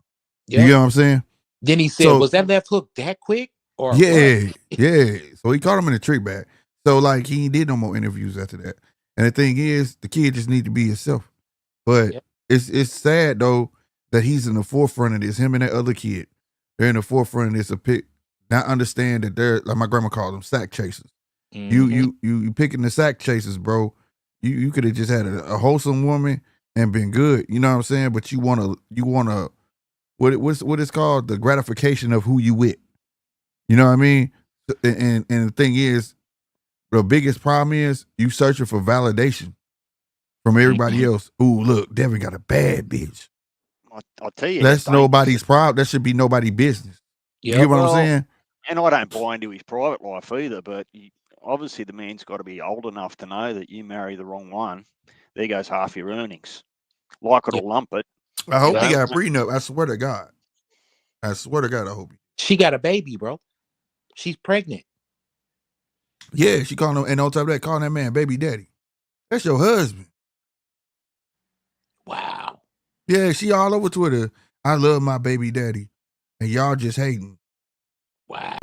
Like, damn, ain't you married? That's your husband. You know the old saying, you can't turn a hoe into a housewife. Hmm. You I've know, been peeping it, bro. I've been peeping it like I didn't say nothing. Like, damn, bro, boy, I wish mine would. You get what I'm saying? man, every time I tell somebody about this, they laugh. But it's really a factual thing to me. And I've coined the phrase. So if you hear anybody say it from here on out, your boy Nostradamus has coined the phrase. And she has side bitch syndrome. Mm-hmm. It's a real thing. It's a sickness where women are suffering from side bitch syndrome. You notice how, like, if you got a side bitch, she's been everybody's side bitch. She ain't been nobody's main. She's been a side bitch for so long that here he is trying to put her in a fucking the spot of a queen, Yeah. and she don't even know how to act. Oh Motherfucker throw no. a family barbecue and shit. She off on the side, quiet and shit in the corner. She's surprised, like, damn, what the fuck he bring his mama around me? She's a Right. side Right. bitch. Right. You see what I'm saying? She's really got side bitch syndrome. I can see Mm-hmm. that from over here. And it's certain things, man. Like I say, if you got a teaspoon of Pippin with you, if you got a little bit of the game in you, man, you got a certain kind of discernment when it comes to women. And I'm telling you, man, this whole shit is messy, man. And Bill, you know what I'm saying? Straight up, bro, he mispimped if he is from the gang. You know what I'm saying? Now you Right. came Right. from a city, man, where everybody is trying to pimp. You know what I'm saying? Not everybody's a successful pimp, but everybody's trying to pimp in Oakland. That's just the culture of the city. Well, You that's know what the I'm saying? thing. So That's did the you run with that because you was from Oakland, or was you really on the pavement? Here's the thing. Here's the thing, bro. If you look at it, if that's the case, that's how I look at it. Because that's all I ever heard. Like he pimping and this and the third. But like that's the thing. Pimp the son into stardom. But what substance did you give him Yeah. under that? Right? You know, I mean, shit. You You ain't know, teaching them the with the necessities. Yeah, Devin you. should have been laced properly then. Huh. You know, Mm-hmm. you develop him as a man because that's your job as a father, Mm-hmm. and then you develop him as a coach because that's your job as a coach. Right. Right. And that's what You I'm see, saying. That where was the balance? it was no balance. Where was the balance? Like my girls, I get this shit all the time. You know, man, you talk to your girls tough. Even from my daughter's mom. You know what I'm saying? Their grandma. And I said, I'm gonna tell you something like my grandma told me. When they get older, they gonna want a nigga, but they ain't gonna need him. Yes, sir. They gonna know how to change it. They gonna know how not change no oil. I mean, check their oil. My oldest know how to change the tires. She know how to cut grass. You know, do all that shit. You get what I'm saying? Yep. And I ain't saying that she has to do it. My oldest know to let a man be a man as well. You get what I'm saying? Yeah. But if that motherfucker ever try to get out of pocket, say, "Oh, you can't do this without me." Oh, nigga, you got me fucked up. You see what I'm But if saying? you teach your kids a certain amount of independence and they link up with somebody with a certain amount of independence, that's how you become what's called a power couple. Right, exactly. You know what I'm saying? And have a level of respect for themselves first. Like my girls know. Like I tell them, my girls they'll slip. I drive them, and they don't. People be like, "Damn, you drive your girls today." It was so funny because we over my sister's house. My girls driving my nephews because their hair wasn't braided. They was like, "Why your head look like a bird nest?" Tweet, tweet, tweet. They driving and they laughing. My older nephew just dying like they straight joning on us. You know what I'm saying? But Yeah. that's what they got in their head. Like we don't leave our house unless our hair done, fam. You Yeah. shouldn't do that neither. My other nephew, scarf. Why you got a scarf on your head? You don't go outside with a scarf on your head. Like, this is what I impute in my girls. You don't go Yep. outside. I don't care if you're going to the mailbox. Yep. You understand what I'm saying? Yep. Yep. You have to have these certain characteristics while they're young and then build upon that. They walk past a piece of paper on the floor. When they're young, all of them say the same thing. I didn't put that there, but you live here. Yep. That sound nasty when you say that. But who do you think out of present, past, or future was the best father son duo? Where the son Ugh, was that's able to tough. talk and shine and do his thing. I have one in particular, and I'm a little biased too with this person, but I think Shane Mosley and Jack Mosley was the perfect thing. And you notice Jack Mosley won Trainer of the Year a couple of years. Yeah, yeah, I can agree with that. And currently, Abdullah, Yeah, he doing yeah, the right thing though. yeah, yeah. Because I mean, a lot of these fathers is looking at it as, and this is part of the Haney effect. You feel me? Mm-hmm. A lot of these fathers is looking at it as, okay, this is my big shot. I never was able to get on a big platform and get my voice heard. So they kind of hog the spotlight from their son. And another point that I made earlier, I don't know if you was on to hear it, is this. The three highest paid fighters in the country, right? I mean, in the world right now is Anthony Joshua, unfortunately, Jake Paul, and Canelo Alvarez. None of them fighters have a spokesman or a fighter or a father speaking up for them. None of them do. And they're Real. beloved and they command a lot of money because people love them. And guess what? You had a fighter like Sean Porter. First, Kenny was all talking and talking and talking and talking and talking. Then towards the end of his career, he fell back and we got to hear Sean talk. And Right. now Sean has one of my favorite podcasts on all of YouTube because Right. now his voice is heard. See, if you raise your kids right, bro, you can let them speak for themselves and they'll never come off out of pocket. They'll never uh um come off as a straight up piece of shit because you taught them right.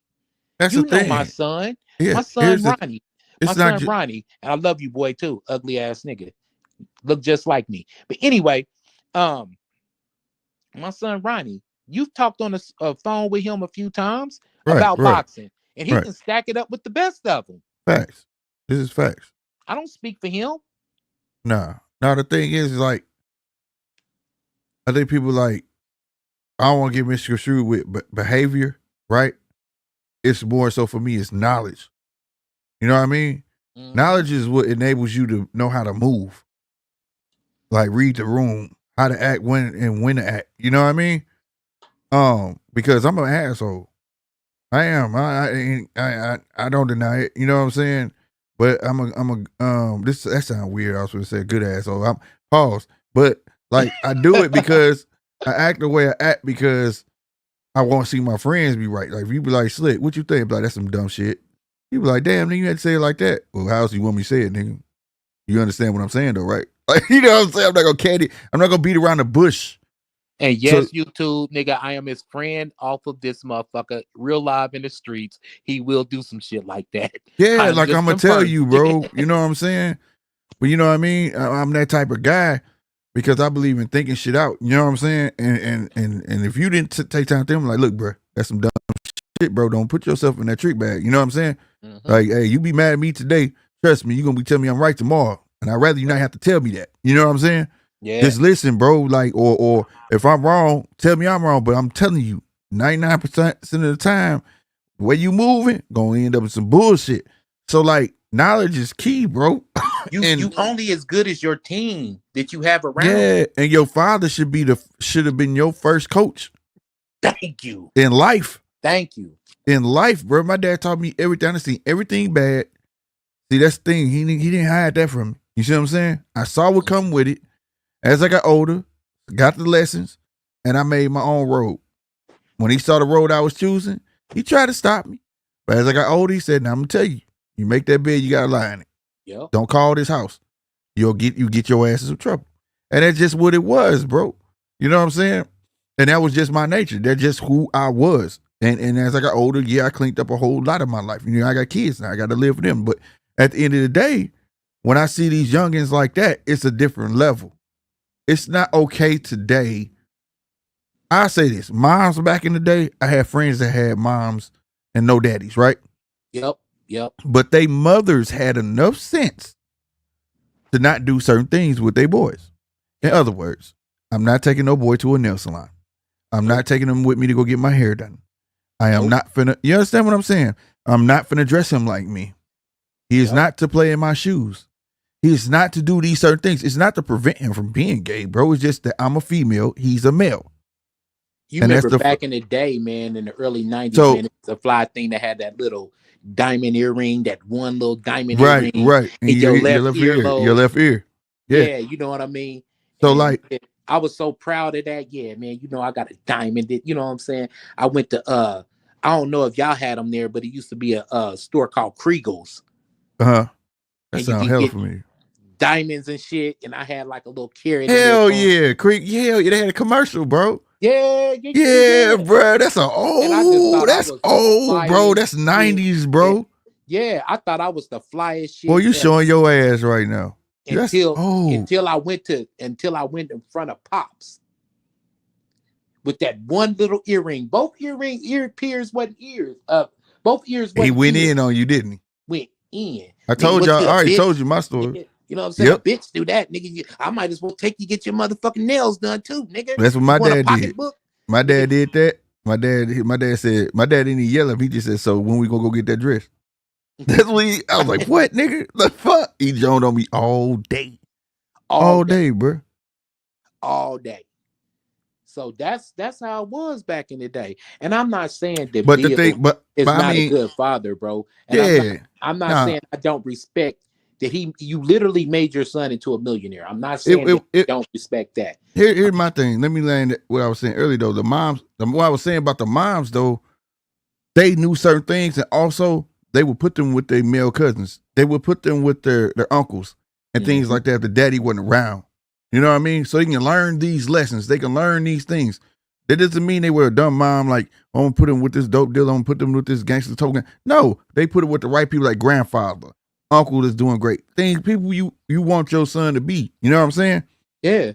Today, I'm telling you, fathers, uncles, older cousins, it is very, very, very, very imperative to be in those your youngster, was a girl or male life, if she's with a single mom, because these single moms is content with laying on the couch, going and laying in the bed, putting a tablet in front of their kids' face, letting them watch what the fuck they want to watch YouTube and all this shit. And as they grow older, they don't even know their daughter. They don't even know their son. You understand what I'm saying? Yeah. They don't know them because the TV done raised them, the tablet done raised them, and I don't know what's wrong with her. She just think because you been laying on the couch, you don't do shit with the kid.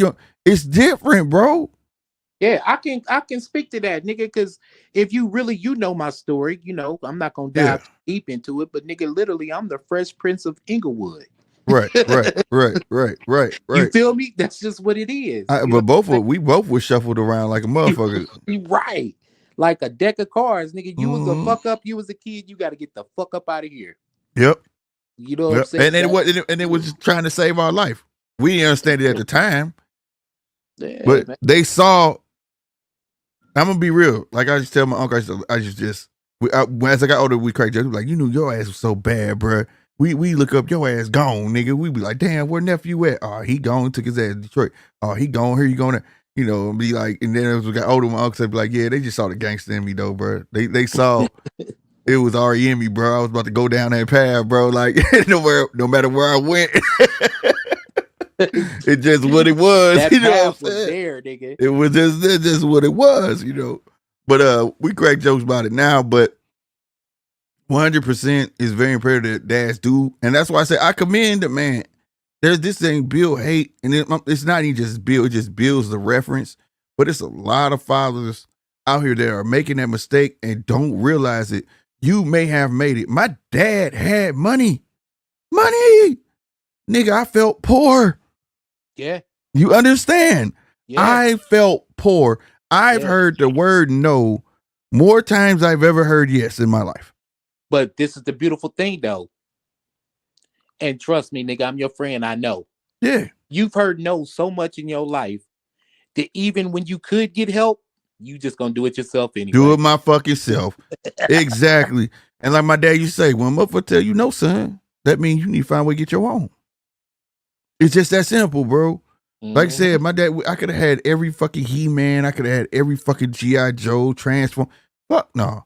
But my dad understood. If I give him everything, he ain't gonna be shit. Yep. I had a friend across the street, his name was Kurt.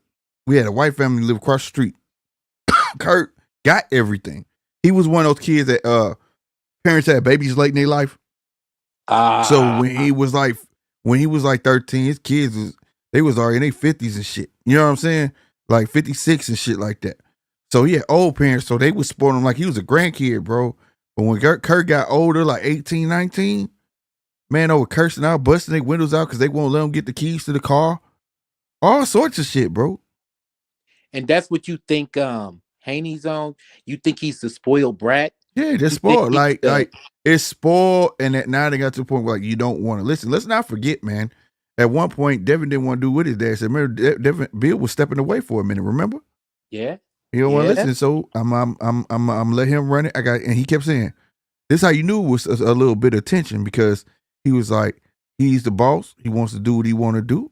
I got respect that because I got two other little kids I'm raising. See, when it ain't no static, you're not gonna mention the other kids. In other words, that motherfucker grown. I'm not gonna worry about that motherfucker no more. I'm gonna worry about the two that need me. Yep. So we It's know. You bad. see what I'm saying? It's like though with them though, bro, it seems like that nigga he falls so quick. Like let's let's put it like this. Um, who the fuck was he talking shit on? He was talking shit on some fighter Mm-hmm. on Twitter right before the Ryan fight. Ended up having a Ryan fight, and he succumbed to the same shit that that fighter did. Flip it, you know what I'm saying? Uh-huh. Every time they say some shit, like he was like Bill was talking about after the Ryan fight, how fucked up Mayweather's kids was. And it's been times I done seen your kids out here and blah blah Yeah, blah blah blah. that was right, bro. Yeah, That but wasn't guess right, what? bro. Guess what? And he said him and May were cool, good friends. And Yeah, I found that hard to believe when because you protected your kid, you wouldn't throw another person's kids under the bus. yeah, that's fucked up. I didn't like But that. then not too far after that, guess what he did? You ended up punching a guy at a fucking fair around kids, bro. Right, right. Then you married a fucking you married a motherfucking escort, bro. Yeah. This bitch married. Hey, she got a baby by NBA YoungBoy. You got a baby by a fucking escort, bro. Make it make Damn. sense. Yeah, that's terrible, bro. So That's fucking whenever they terrible. strike and want to talk shit and talk down on people, that just Mm-hmm. goes to show you, man, you can't throw stones if you live in a fucking glass house. Promise you, bro. You can't, bro. And it's just like, bro, at this point, I'm done with these motherfuckers. The only thing that they can really do is fight. Just like Deeds was saying earlier, that's the only remedy, bro. You gotta fight. Fuck all the That ain't the only talking remedy. and all that other He shit. gotta stop Nigga, Bill fight. from talking. Yeah, fight. But no, And in order to turn that entire leaf over, Bill has to stop talking. yep. And I'm a say this one thing too, man. And shout out to the homie Pale, man. I don't want to come harsh on you because I know that's your family. But I'm gonna say something. With this whole thing and the escort and the baby mama and all this other shit, if Bill addresses this shit before Devin does, Devin, you a bitch. Because if I had problems with my wife and you called me, it's like, damn, nah, what's going on, man? What's up with you and Coco, bro? And I'm like, hold on, man. And I put my dad or one of my uncles on the phone, I'm a bitch. Right. You chose to be in the spotlight, bro. So you got to eat that. Even if you can make a statement, we still together no matter what. Fuck y'all and stay out of our business. Drop the mic, boom. That was a statement, Exactly. and we have to do nothing but respect it because you standing on what the fuck you stand on. Right. Okay, cool. But if Bill starts going to platform, um, talking and talking and talking and talking over this shit and explaining and speaking up for his son and all this shit with this incident. And yeah, man, she fuck with Young Thug and blah, blah, blah, blah, blah. If he gets to speaking on it for his son, Devin, you a bitch. My thing is, You have to address it. I hope Bill go talk to his son, having seen all the evidence that's out, and say, "Hey, man, broad out of pocket. I know you love her, but you need to go sit her down, have a talk with her, so she can at least understand who the fuck the bag is." and you Yeah. don't fuck with the bag. You're making me look bad. You know what I'm saying? And she can't get a grasp of that shit, annulment. Fuck Yeah. it. Child's what it is. I don't give a fuck. Because as long as she stay around, the worse it's gonna get. Hey man, baby just had to get up with me when he turned 18 and shit. You Promise you. know what I'm saying? Just hey man, daddy, you wasn't never there for me. Hey, look, your mama was a punk ass bitch. Yep. Sorry. Gonna let You know you. what I'm I mean, saying? whatever you gotta do. Because as long as you let that shit stay around, you have to understand you a meal ticket. Yep. You a meal ticket, bro. And Motherfucker to put so out a so now he went from being praised from oh man, he's settling down, he's married, he's doing the right thing, man. It's him and his little girl shit, they having a baby. He went from that to now motherfuckers is on the internet talking about is that baby really his? That mm-hmm. could be Young Thug's baby. You know what I'm saying? Mm-hmm. I don't know whether it is or not. None of that shit has no kind of validity to me. Now, You feel me? But at the right, same motherfucking time, though, you gonna take this backlash because right. you're in the spotlight and you got part of ridicule is what comes with being in the spotlight. You get Facts. praise and then you get ridicule. That comes with the motherfucking spotlight. Sorry, it just Facts. is what it is. Well, it is. I mean, like, I don't want the young man thinking he was shitting on me. I'm just trying to figure out, like, I'm talking as if if we was homies. Like, for real, bro. Like, you letting her fuck the bag up, bro. This shit shouldn't be coming out, bro. You should have Yeah. been honest and forefront. Did you? I'll be asking, like, did you know about the Young Thug shit, my nigga? Did you know about all the other shit, my nigga?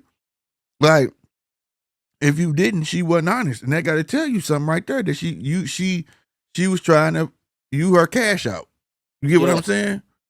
Like, you got to be honest with yourself, bro. And guess what? You fell for the trick bag. She pregnant because and let me tell you, like I said somebody earlier, bro. She got pregnant within that year. They're Thank you. getting, you know what I'm saying? Like, ain't nobody trying to start. No, bro, we got to wait a couple years or something. You know what I'm saying? My career's still going. This and third. Especially you athlete. No, you shouldn't have gave that to her, bro. You should have waited. But told her, hey, baby, we ain't even been together a year yet. You know what I'm saying? Let's be together a Bro, year. you married her Next in year. less than a year and she was crying over a nigga. Yeah. Like, that shit was all wrong. Somebody should tell him, like, nah, bro, y'all don't need no baby right now. Start baby a family next year. You don't even know where your next check coming from, fam. And I'm gonna tell you something. I had a partner that went through this too, and I tried to tell him. I gave him all the telltale signs and everything, but he was dating a chick that had just broke up with a dude, and everything they did, she tried to post on social media and this, that, and the third. And I Mm-hmm. think she was doing that Make that just so nigga the jealous. dude could see that, yeah, nigga, I moved on. Fuck you. Yep. Yep. And it didn't end well. It ended up with him finding out that she was still fucking on dude. Yep. And her and dude is together, happy than a motherfucker right now. And that nigga's still like on some man, fuck that bitch. But he walked away with a baby. And he's paying child support to a household with dude in the motherfucker. No. But hey, I tried to tell him Yep. Yeah, that bullshit. just because he's your favorite fighter, that does not make him exempt to the trials and tribulations of life and making the wrong decisions. He's not exempt from making the wrong decisions. I'm just saying.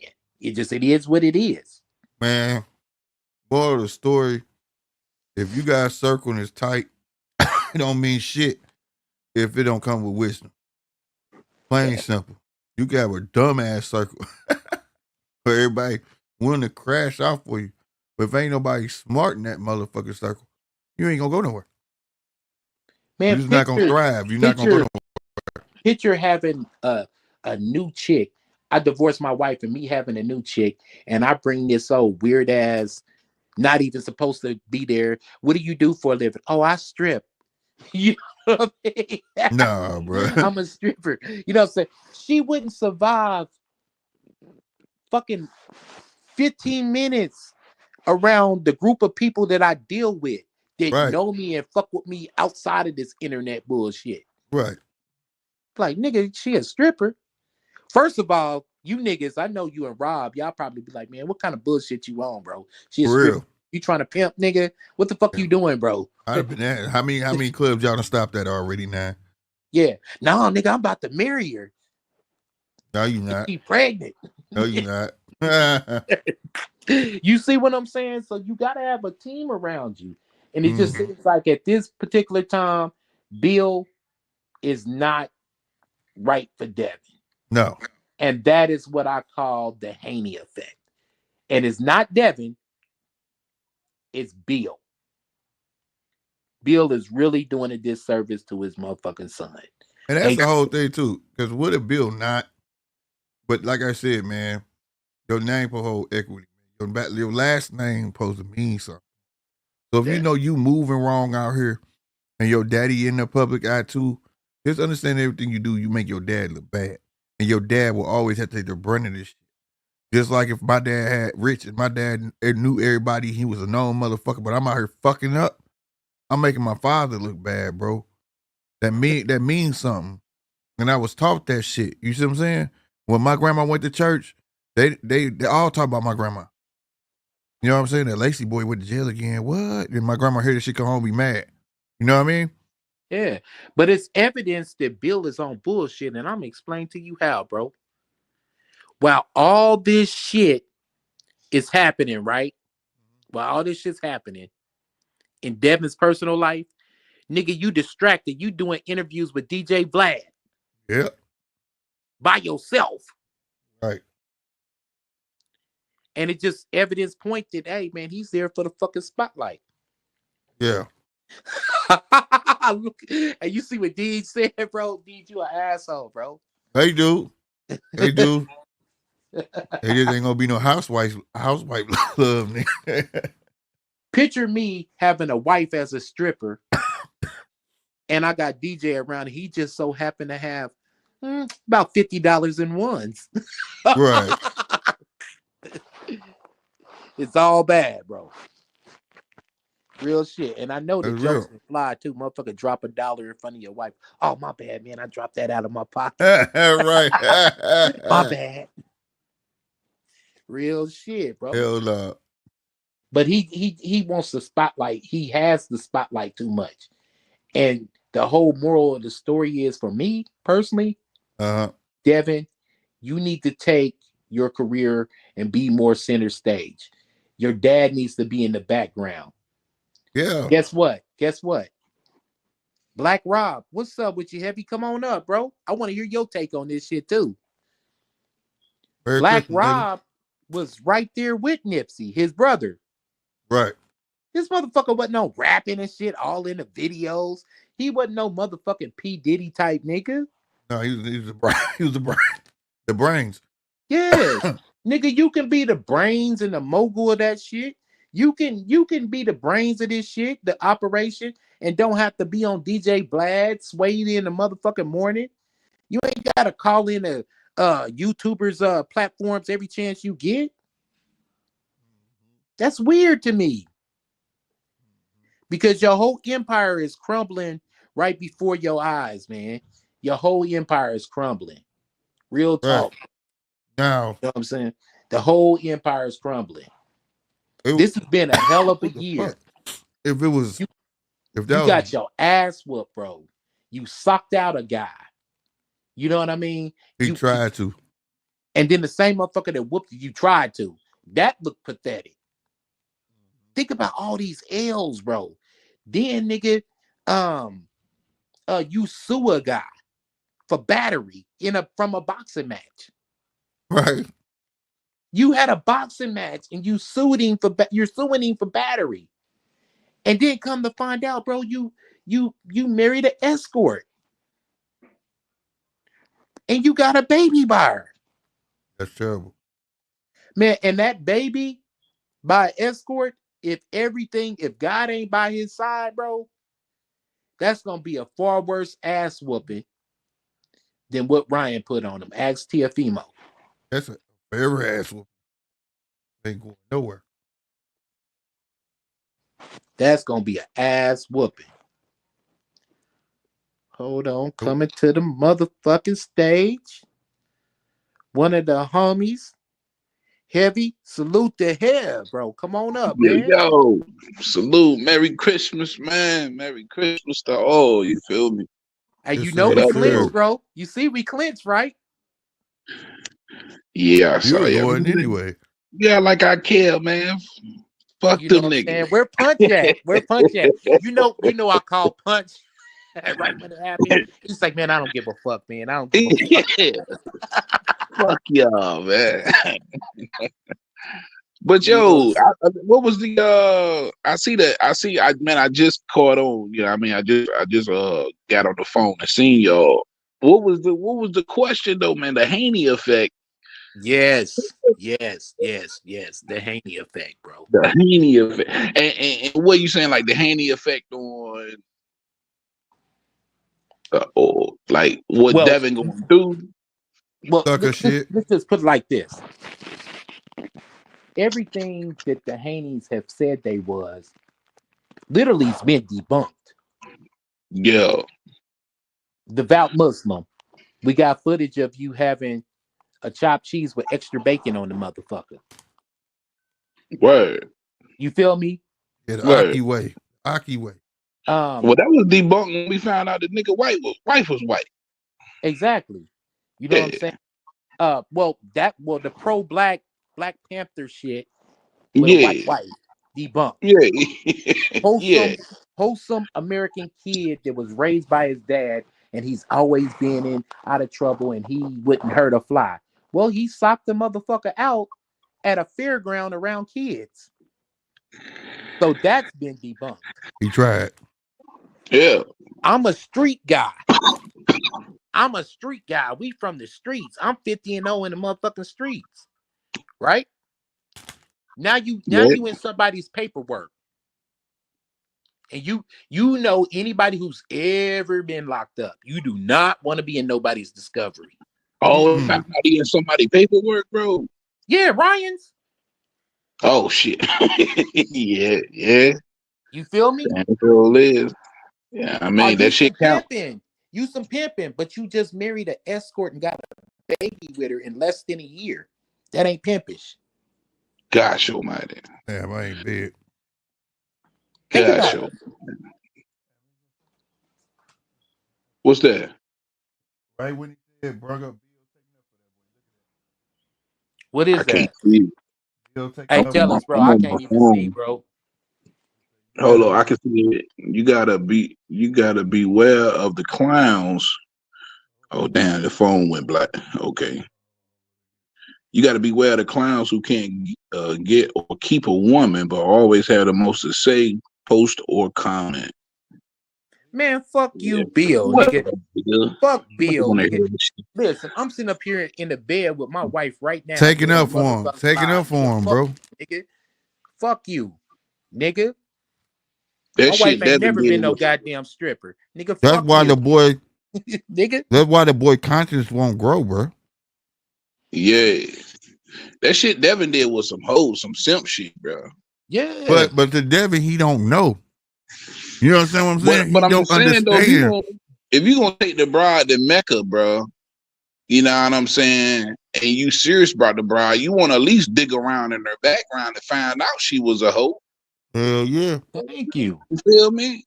Yep. And I think it's worse than what you think, though, Slick. You say he didn't know. I think he didn't care. I think he just that much of a simp. Well, that's what I'm saying. Like he naive. He Yeah, he beyond that don't simp. He care. really naive because like what I was telling you, what happens when your dad he's doing the right thing, but he ain't giving you the fundamentals of being a man. He giving you all the fundamentals to be the greatest boxer, get you all the shine you need. This we gonna do, son. Take you out of school, you gonna do boxing. But where is all the other underlying shit as a father would teach your son on a regular? You see what I'm Yeah, saying? Where is all of that? Now daddy might want to try to step in and say shit. Kid like, man, fuck you. You don't know what you're talking about. You know what I mean? But this is my thing, though. If all right, and you a married man, hell. If yeah. 24 years, 24 years, Salute to you, bro. I'm no no doubt. shade on your marriage and nothing like that. But if I was seeing that your wife was doing that same type of shit, and I called you and was like, bro, everything good at home, man? What's going on? And you said, hold on, man, talk to my dad. That be some bullshit. And I'm I'm sorry, I saying wasn't this trying is to the laugh, bro. thing That's where funny, Yeah, bro. Devin that's has some to man yeah, up, bro, and he yeah, needs that's to some address childish this. shit. And if Yeah. Bill addresses this before he does, you're a He bitch. did. He just did. That's what that was Exactly. for. He just did. Exactly. You're a bitch. There's no way. The tough. Listen, boxing is a tough guy, baddest man on the planet, hurt business He type shit. I think I'm just trying to play devil's advocate though, man. I think Dev don't get it. He just looking at us like you guys don't understand me. You know what I'm saying? He on some shit like that. Cause he ain't I'm be honest with you. I really think he ain't taught the shit, bro. Like you But can't see, be that dumb. Listen, I'm just this giving a is a benefit of fine doubt. I'm getting a benefit opportunity. of doubt of not being that dumb, right? Listen to what I'm saying, bro. This is a fine opportunity, fellas, for Bill to do some real pimping and But give that's what his he son been some doing. instructions. That's what he been doing. No, Think he need to give him some instructions on how to handle this himself. You B, yeah, can't put the motherfucking condom on the trick's dick for the whole man. You need to tell him how to do it. Boy, get your ass out here and say this. there you go. Yeah, but at the Bill same can't stop time, that that's what he nigga been from doing simping. though. He been pimping the game for him to get him where he at. But he for his being a father is something totally different. What was you gonna say, Hev? Bill did everything he could possibly do to be a decent father. I think he is a good father. He can't stop his son from being no fucking simp. And I think we putting too much stock into Devin. We got to understand. We looking at Devin like a grown ass man. Oh, He's not. 100%. You know what I'm saying? But mentally he's not, and he's proven it time and time again. And after somebody prove it to you time and time again, you got to believe that shit. Devin mentally is a fucking kid. You know what I'm saying? He out here doing kid shit, and he's got to deal. That's your burden to bear. You got to deal with the Spoiled brat backlash that shit. come with it. But that's Yeah, what I'm yeah. saying, Heavy. So if you had a son, right? Like I had said earlier before you got on, if my and then we was talking about similar to what you talking about, right? If you a Yeah. spoiled brat, they gonna be kitty and do all that shit, right? Flashing out all Right. the time, and yeah, I should be able to do what they want, and all that shit, right? But it's still as a father, right? Fine, you grown, do what you do. I'm gonna let you figure it out. But you bring Yeah. this hoe around, I'm like, son, we need to talk. You get what I'm saying? This Exactly. motherfucker right here, you see that video? That shit ain't this and that and this and that. You need to rethink about this shit, boy. Like, you know what I'm saying? I think them talks are not being had, bro. I don't think that's there. I don't think you could be spoiled all you want, right? But it doesn't mean that you shouldn't have common sense. And the more we see of this child, like you say, he's a child of mine. He doesn't have the common sense. Like I said about the Yeah, suing that's what I'm thing, saying. the That's suing thing. basically what I'm saying. Yeah, the suing thing. Any Yeah. real friend that's Hey, around Hev. him would have Hey, said, Hev. "Yo, I don't think you want to do that because you know what's gonna come along with that." But he's Hey, so Hev, stubborn. He did it. He's before stepping you on his got own here, money. bro. Hey, Hev, before you got here, bro. Now you know Yeah. we talking about the problem, right? Right. I want to know what's your solution. If Devin fired everybody from his team and hired you, and you had to play Right. the role of boxing manager and PR to get him back on straight, what's the move that you personally would do? What moves would you make to get him back on straight? What's the solution, bro? Uh, first, shit don't last long. People tend to forget. And once you out of that spotlight, once you off social, I'm cleaning up your social media. I'm cleaning up everything. I don't want if it ain't somebody else bringing your name up. I don't want you saying shit, responding to shit or nothing. We gonna start with there. We gonna clean up the PR department. We gonna start there. Next, I got to get you in a fight. Uh, Motherfuckers ain't gonna like it, but I need to get you the softest touch I could possibly find for you. You know Amen. what I mean? Whoever's willing to give me that soft touch, because right now I'm pretty sure niggas is reluctant to do business with the Haneys. But I need that soft touch. And then after that soft touch, I don't want to go too much harder than that. Give me something more. Give me something similar to the first soft touch. You feel me? And then we'll go from there. That would be my game plan for there. But we got to get you out of the media. You know what I mean? Shit don't last long. You know, niggas got short attention spans. 6 months from now, a year from now, it'll be more about your boxing than who you fucking or this whole Ryan situation. Yeah, P. Diddy or Jay-Z do some shit, they'll forget all about it. It don't Yeah, last long at that's it. all. Like me right now, I done moved on past the Diddy shit. I don't even want to hear nothing about that no more. So you got Right, to the right, sentencing time. right. And Tap that's me on pretty the much shoulder what when I it's time said for too, sentence. man. I said you own DHP Promotions. You did pretty well with Regis in the Bay Area. Man, go back to the Bay, rent out a small venue, put up your own money, give somebody $50,000, soft touch, soft touch. You don't have a title now. You walked away with your O. Hey, and just tell your fans, hey man, my last fight with Ryan, it was a rough fight. Even though he was on Ostring, man, it was a rough fight. So, what I'm gonna do is get me a couple of soft touches to get back in there, man. Plus, I've been inactive. I ain't fought in a year. Well, close to a Yeah, year. And I think the fans that eat that shit up. yeah, It be certain YouTubers that be like, oh man, this guy, man, he care about his career. He's getting moved the right way. You know what I'm saying? And that would be the right way. You know what that I'm would be the saying? right way. Yep. And then I go out. Then I would go out to Tank. I'd advise him talk about Tank Mama, talk about everything. Get up under this little nigga skin. Get into that big fight. Yep. If we can't get that Ryan rematch, Yep. You know what I'm saying? straight up and down, bro. I would do 3 little small fights and then a big name. Well, And well, the way it is this though. One project will finance another. I would take XYZ and do a 3-fight deal with the venue. You can do that in the Bay in a small venue because that's home. Get yeah, everybody to pack that shit out. You'll get your love at home. It'll be a private thing. No other promoter will be able to touch it. You know what I'm saying? You shop a deal to some kind of network or whatever, and just go on and get your motherfucking bag. You're gonna have to put your own money up. Man, you can get a bullshit ass opponent and give a motherfucker $50,000. damn You sure can. you know what I'm saying? And Damn sure can. man, do the Deontay Wilder, man. Get you some couple of sparring partners. Get you a Hellenius. Yeah, You feel what I'm saying? yeah. Get you a Malik Scott. I think to be honest,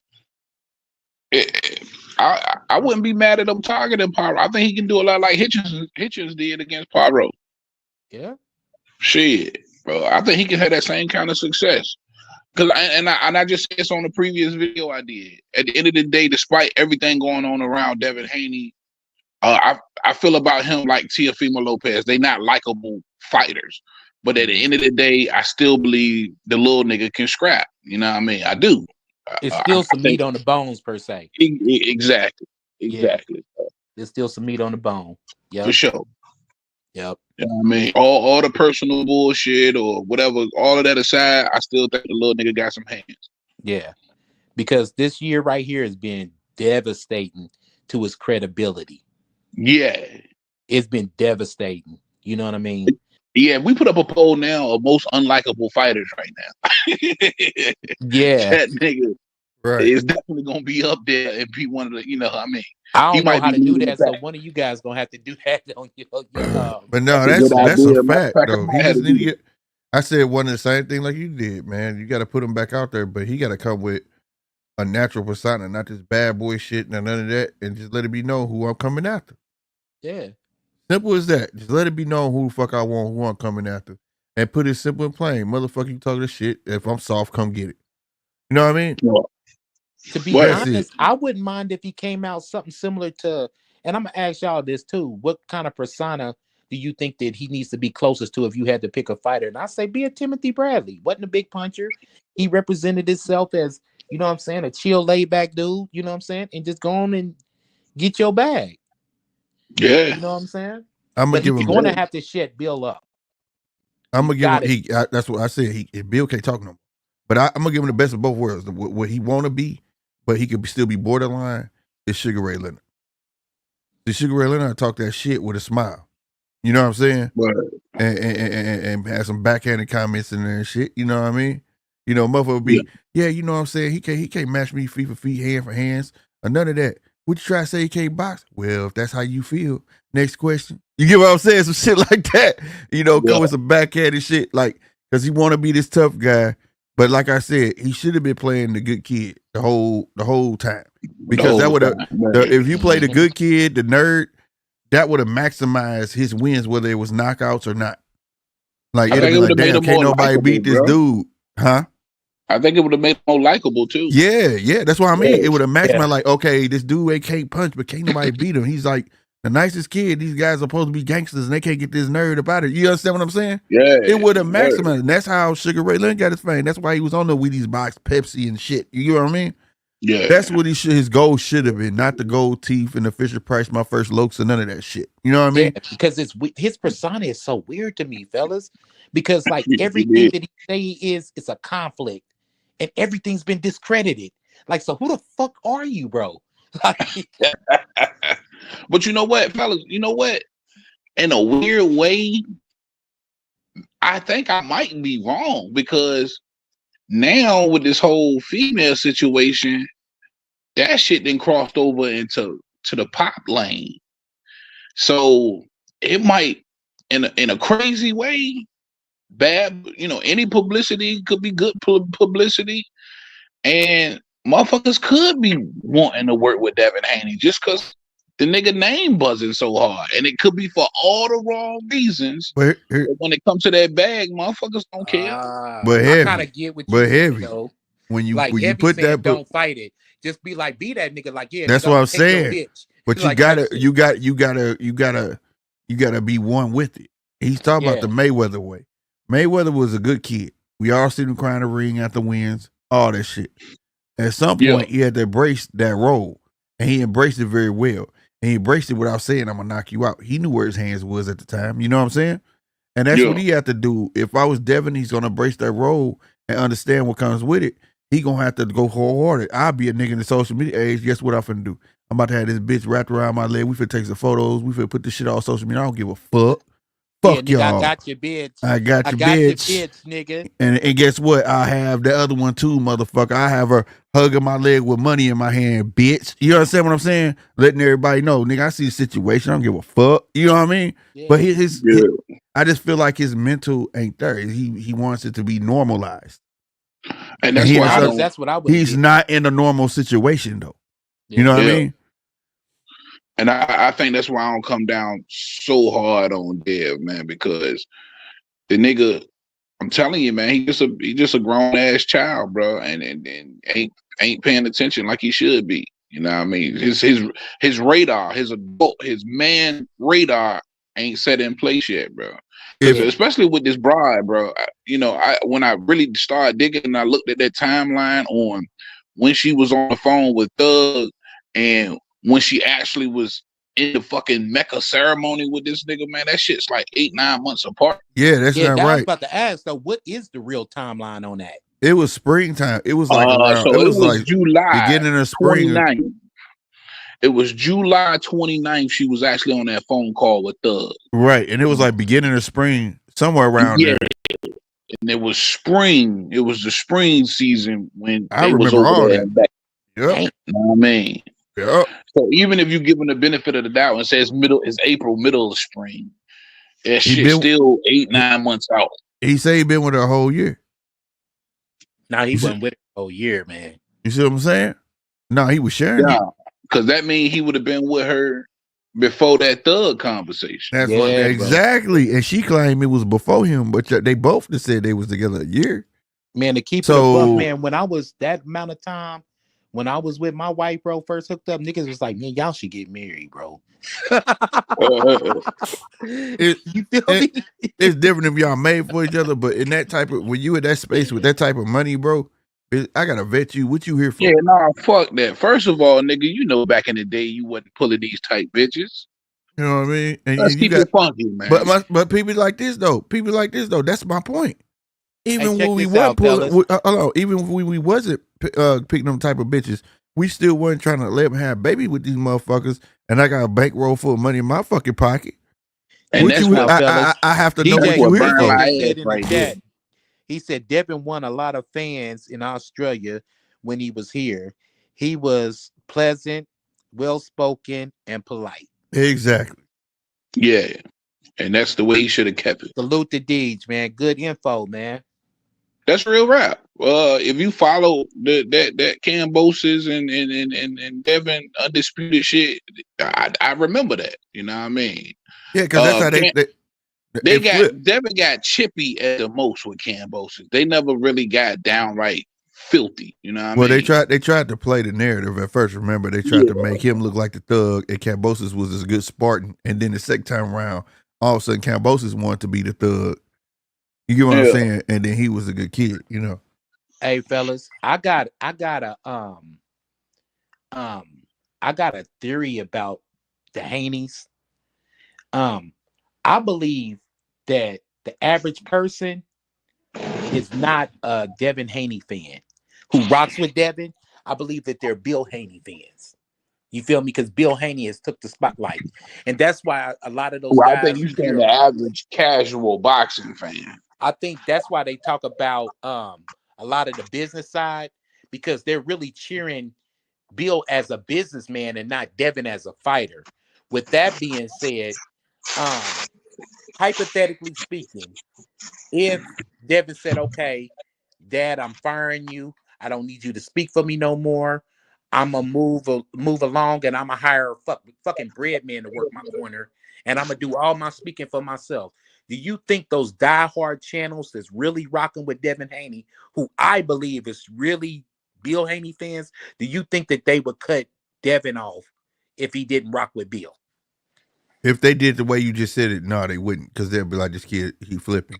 Because they're so hard up on Bill. Because like I said, Bill has gained all the clout, and he's trying to transfer that clout onto his son because he's doing all of it, all the talking for him.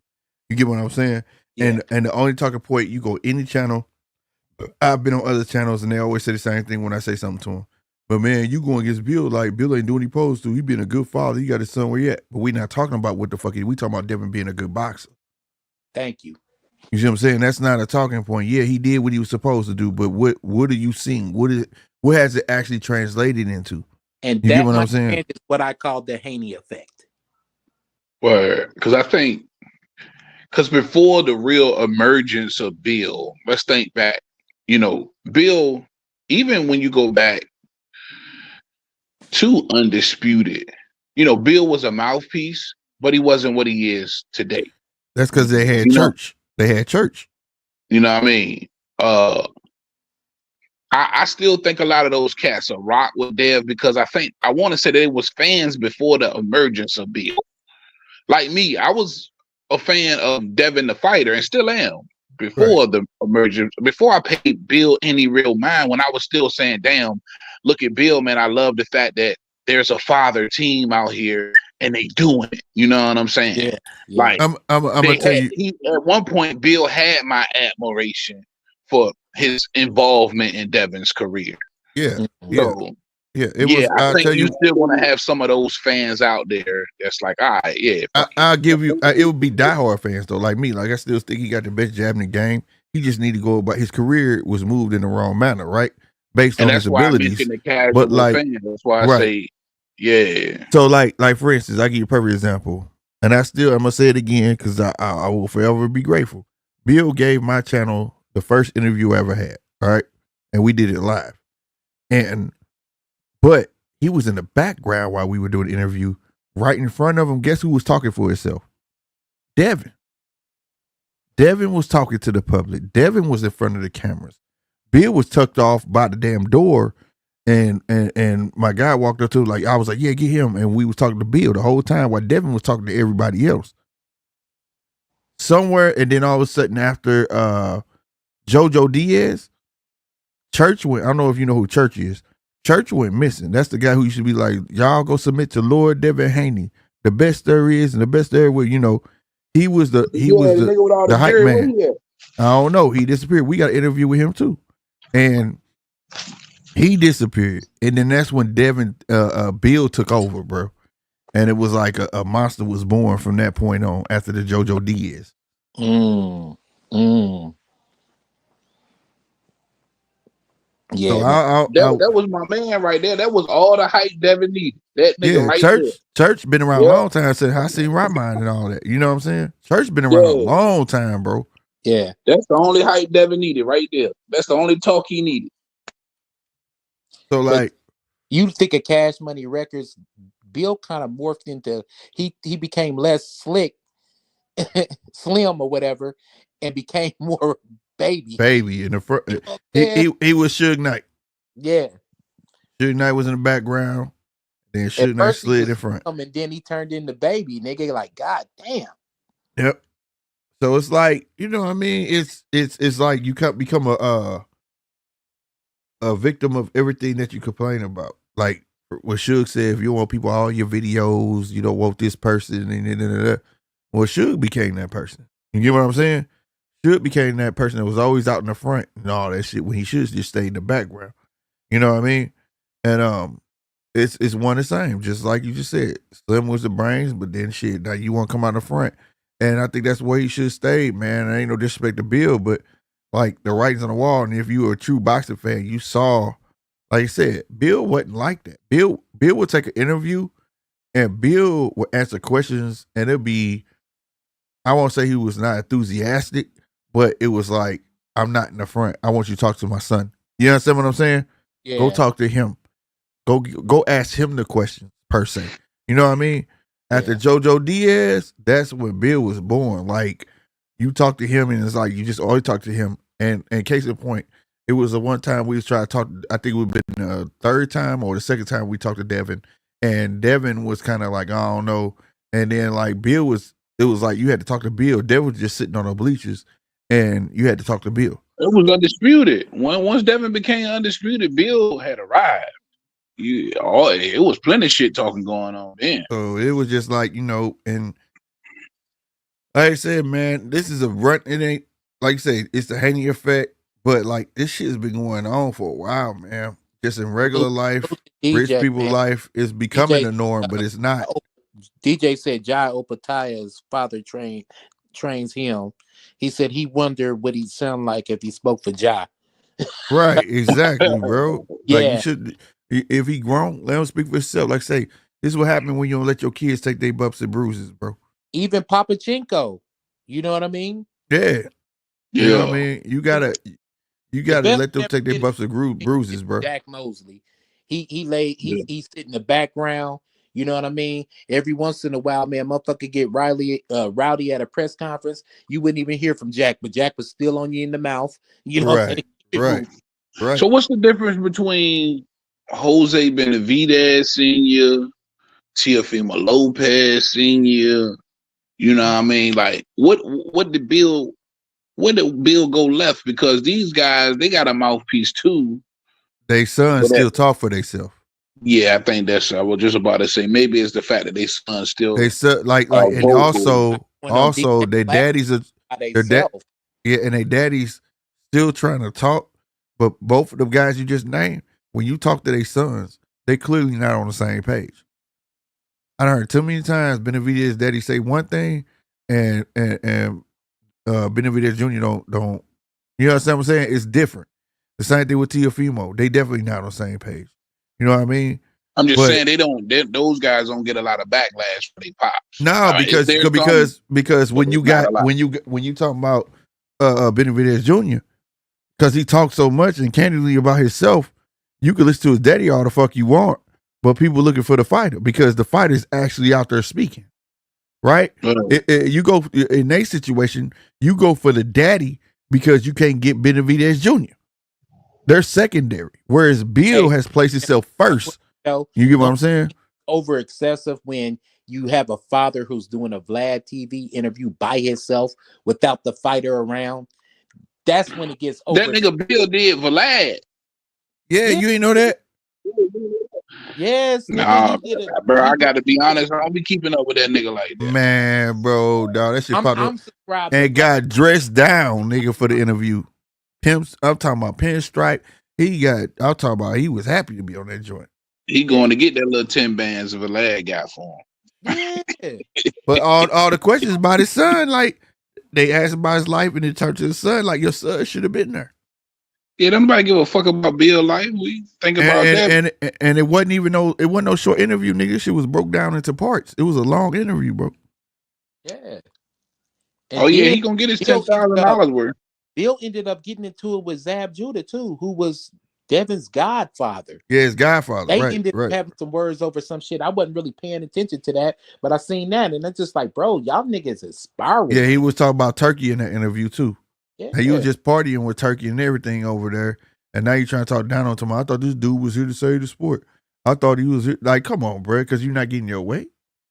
yeah. Like, come on, bro. Like you can't do that. You got to know, like, Turkey see the fuck shit. Turkey can see the yeah, fuck. bro, he don't want that. Like, he don't want that on his shit. Like, that's how I feel. Like, bro, and as a father and as a businessman, son, we gotta get you back in this ring soon as fucking possible, bro. Simple Man, as the best soon way as to do it possible, bro. right now, he's commanding $1 million per fight. We know that up from that purse bid. Like what, 1.5? With that Yeah. 1.5, you might as well say, fuck it then. I'ma just do my own shows in the Bay, in smaller venues. You know what I'm saying? If they not, I'm gonna try to shop them to a network.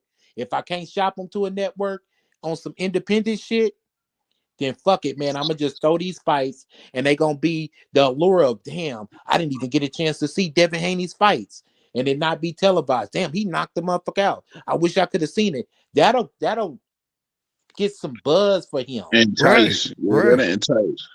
Well, 1.5 shit, Devin, he didn't got spoiled. He used to make more than that. You're Yeah, 2.5. He came in 19 years Yeah, old, making 2.5 a fight. yeah. So they try yeah. 1.5 now. Fuck them. Keep these niggas out your motherfucking money. You know what I'm saying? And I bet you if you do your own show in the Bay and sold that motherfucker out, you could make a cool 800. Give your opponent 50. That's what I'm saying. Like, But it's up. then sometimes when you do that though, it don't get the publicity that it should. And niggas gonna Who feel like, give a fuck? Remember, you a businessman. It's about making business moves. See, that's what but I'm your saying. name gotta be buzzing if you want to get the big fights. Yeah, but if you can put it out there in the Bay, listen, I'm gonna give you $1 million worth of game. $1 million worth of game. And this is how fighting was ran back in the day, in my day. And salute to him too. Now I'm not even gonna put his name out there, but I knew a local fighter, right? Who fought the likes of Hasim Rahman back in the day, Jamil McCline, Shannon Briggs, and all this other shit. And he was a top contender. He really fought at a cruiserweight, but he would go grab that money at heavyweight if it called. You feel me? Yeah. And what he would do is win, lose, or draw, he would take them big fights. He even went overseas to the UK and fought the guy Aubrey Harrison, who was the gold medalist right after Lennox Lewis, but he ended up being a wash. Got a cool $100,000, took that shit back home, flipped it, did about 4 or 5 shows. You know what I'm saying? And was winning. Now this motherfucker live in a mini mansion, doing this shit, this, that, and the third. Never made $1 million payday in his life. But he kept on flipping it, taking his purse, going back home, throwing little shows, fighting motherfuckers. It wasn't even televised. Now that's a great game plan for a nigga who ain't reached the heights of Devin Haney.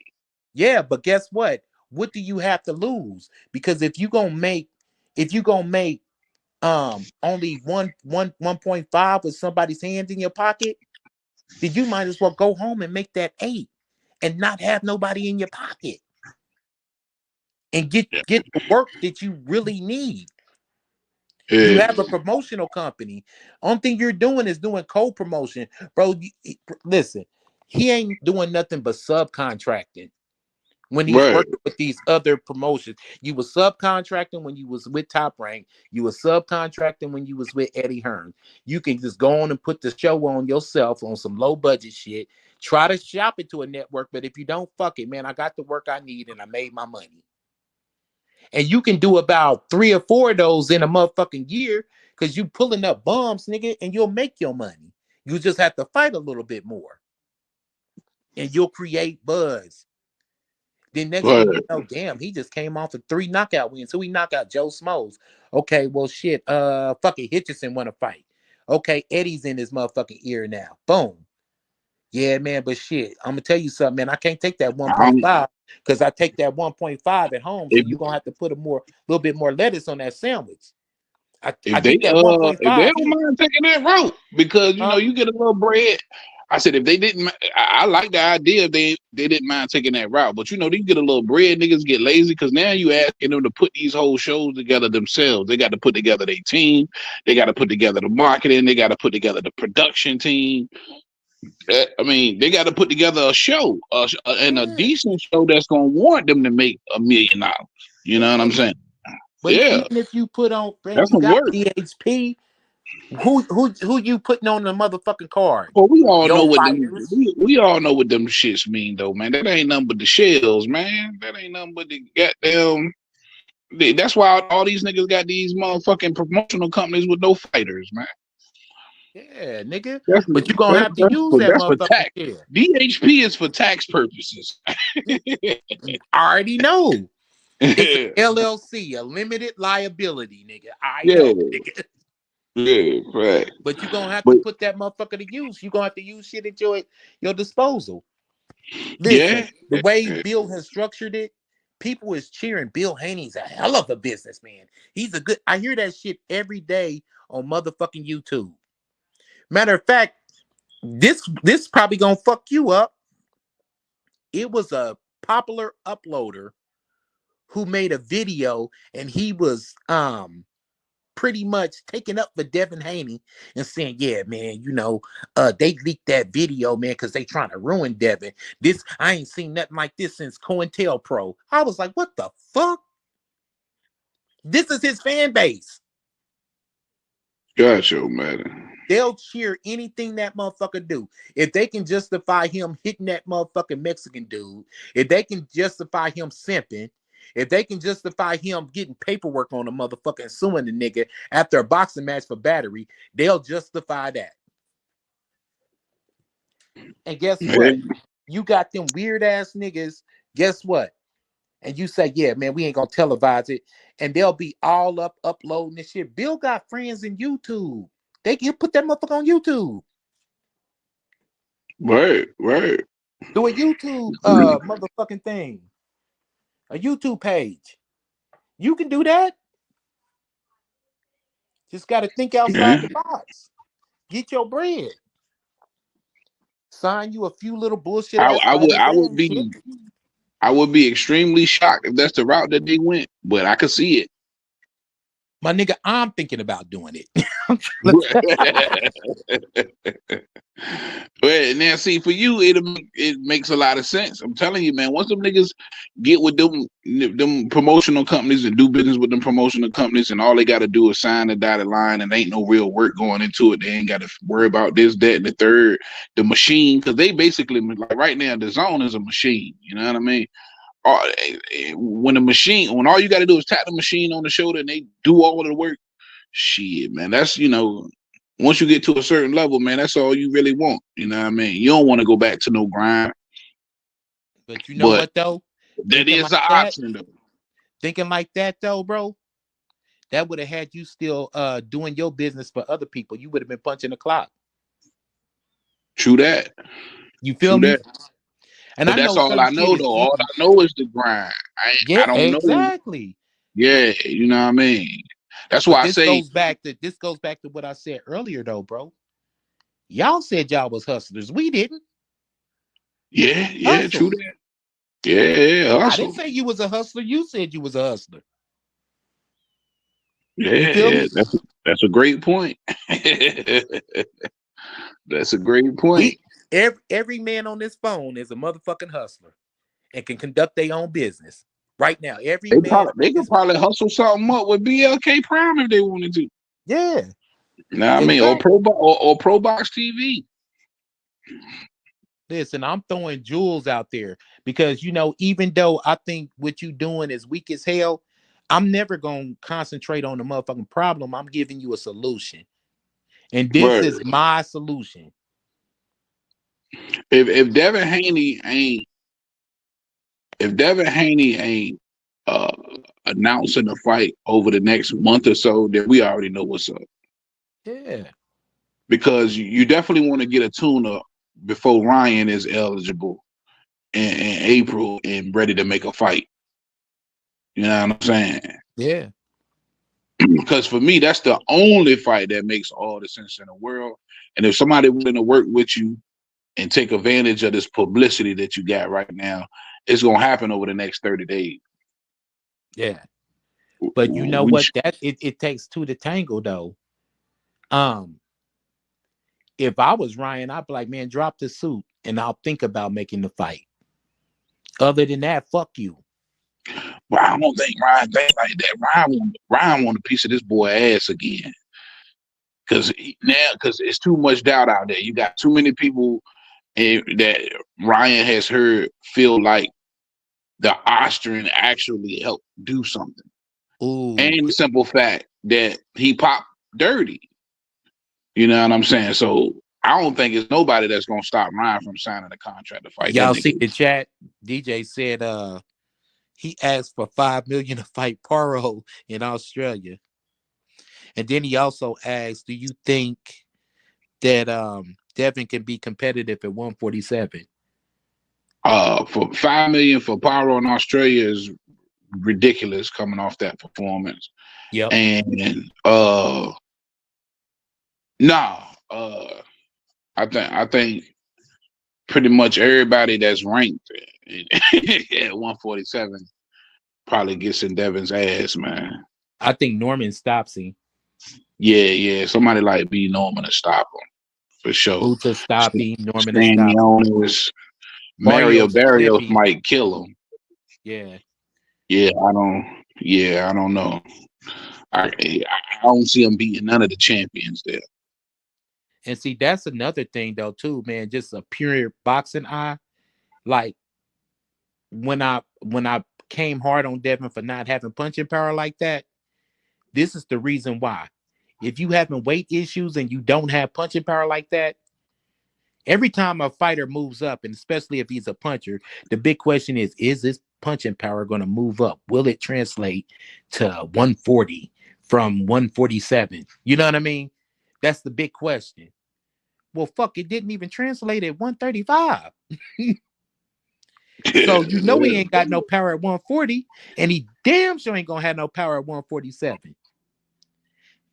And you know, like I know, man, gaining weight ain't no punching power. Punching power is Mother Nature. That's Yeah, God.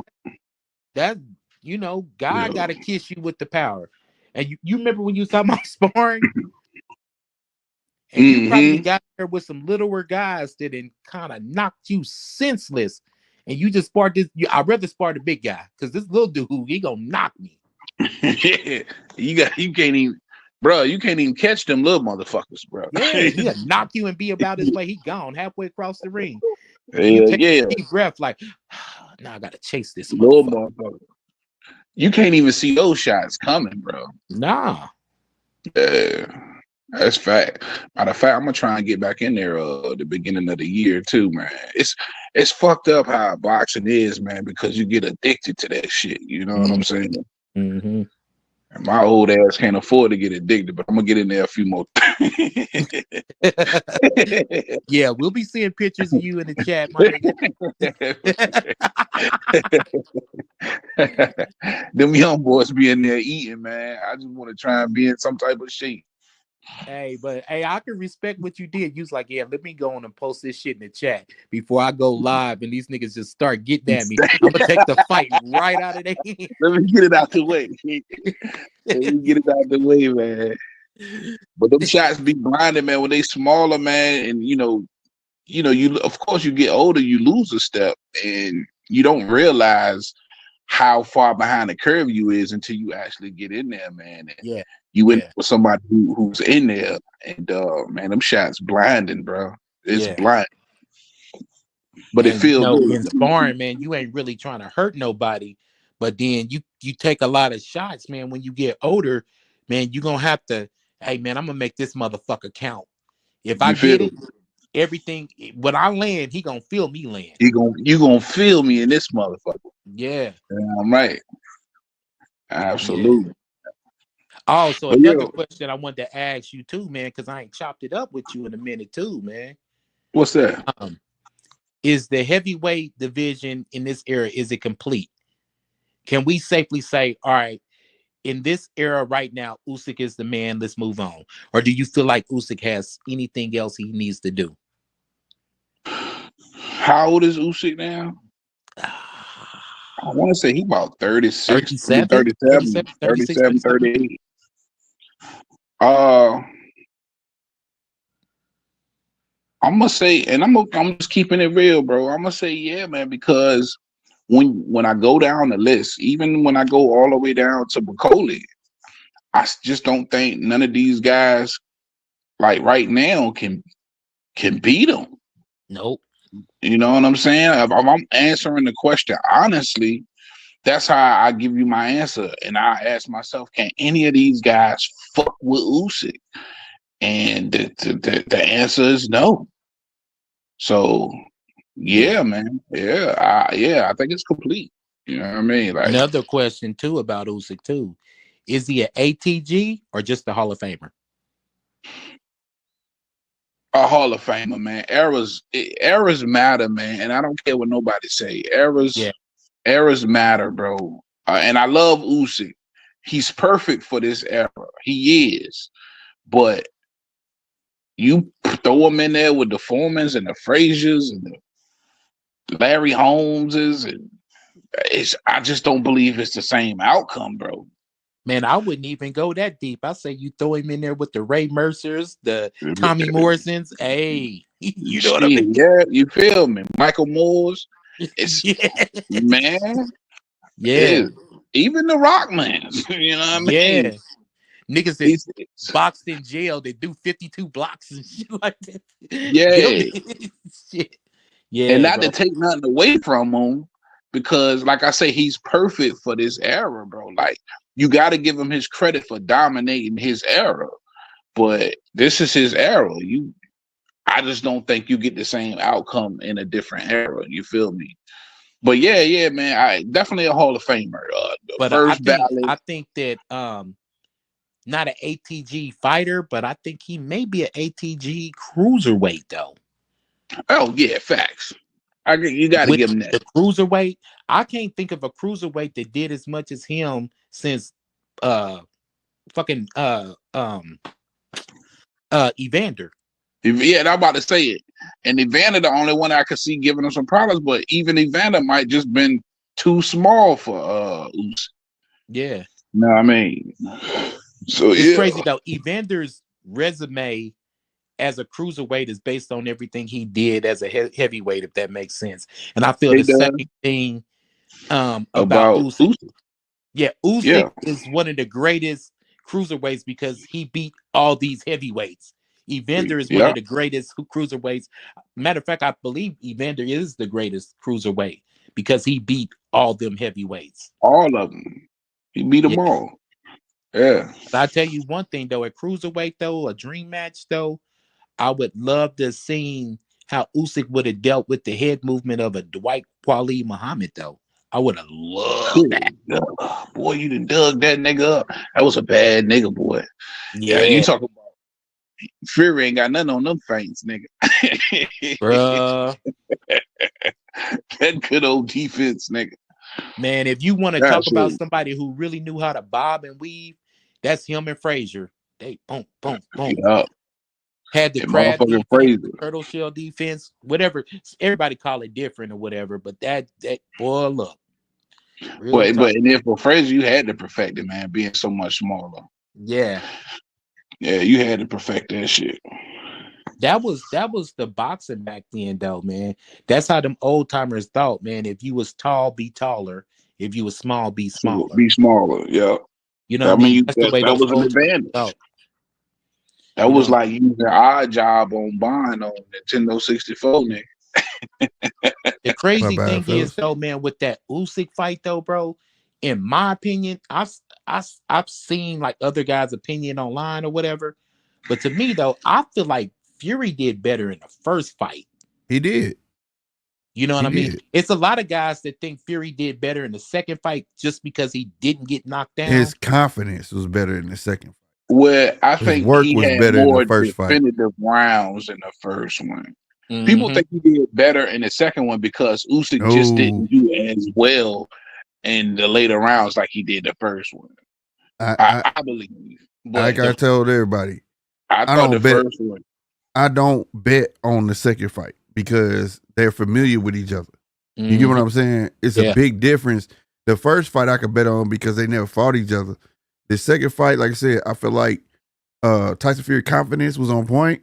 His game plan just wasn't working, and he didn't have a plan B. Whereas Usyk, he depended on what he did the first time. And he just wanted to be a little more aggressive. You get what I'm saying?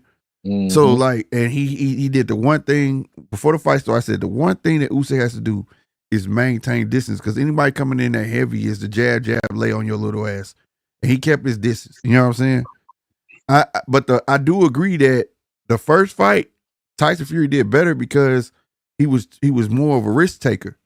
You know what I'm saying? And like you said, he had better rounds in the first one. You know what I mean? I Because Yeah, they remember were in the more first definitive. fight, They were yeah, more right before definitive. yeah, he, yeah, right before Usyk hurt Fury in the first fight, I remember thinking to myself, Usyk better do something. This fight's starting to get away from him because Fury was just boxing circles around him, in my right, opinion, right, until right. But he that's why got caught. that's why they felt like he did better in the second one. First of all, he didn't get dropped.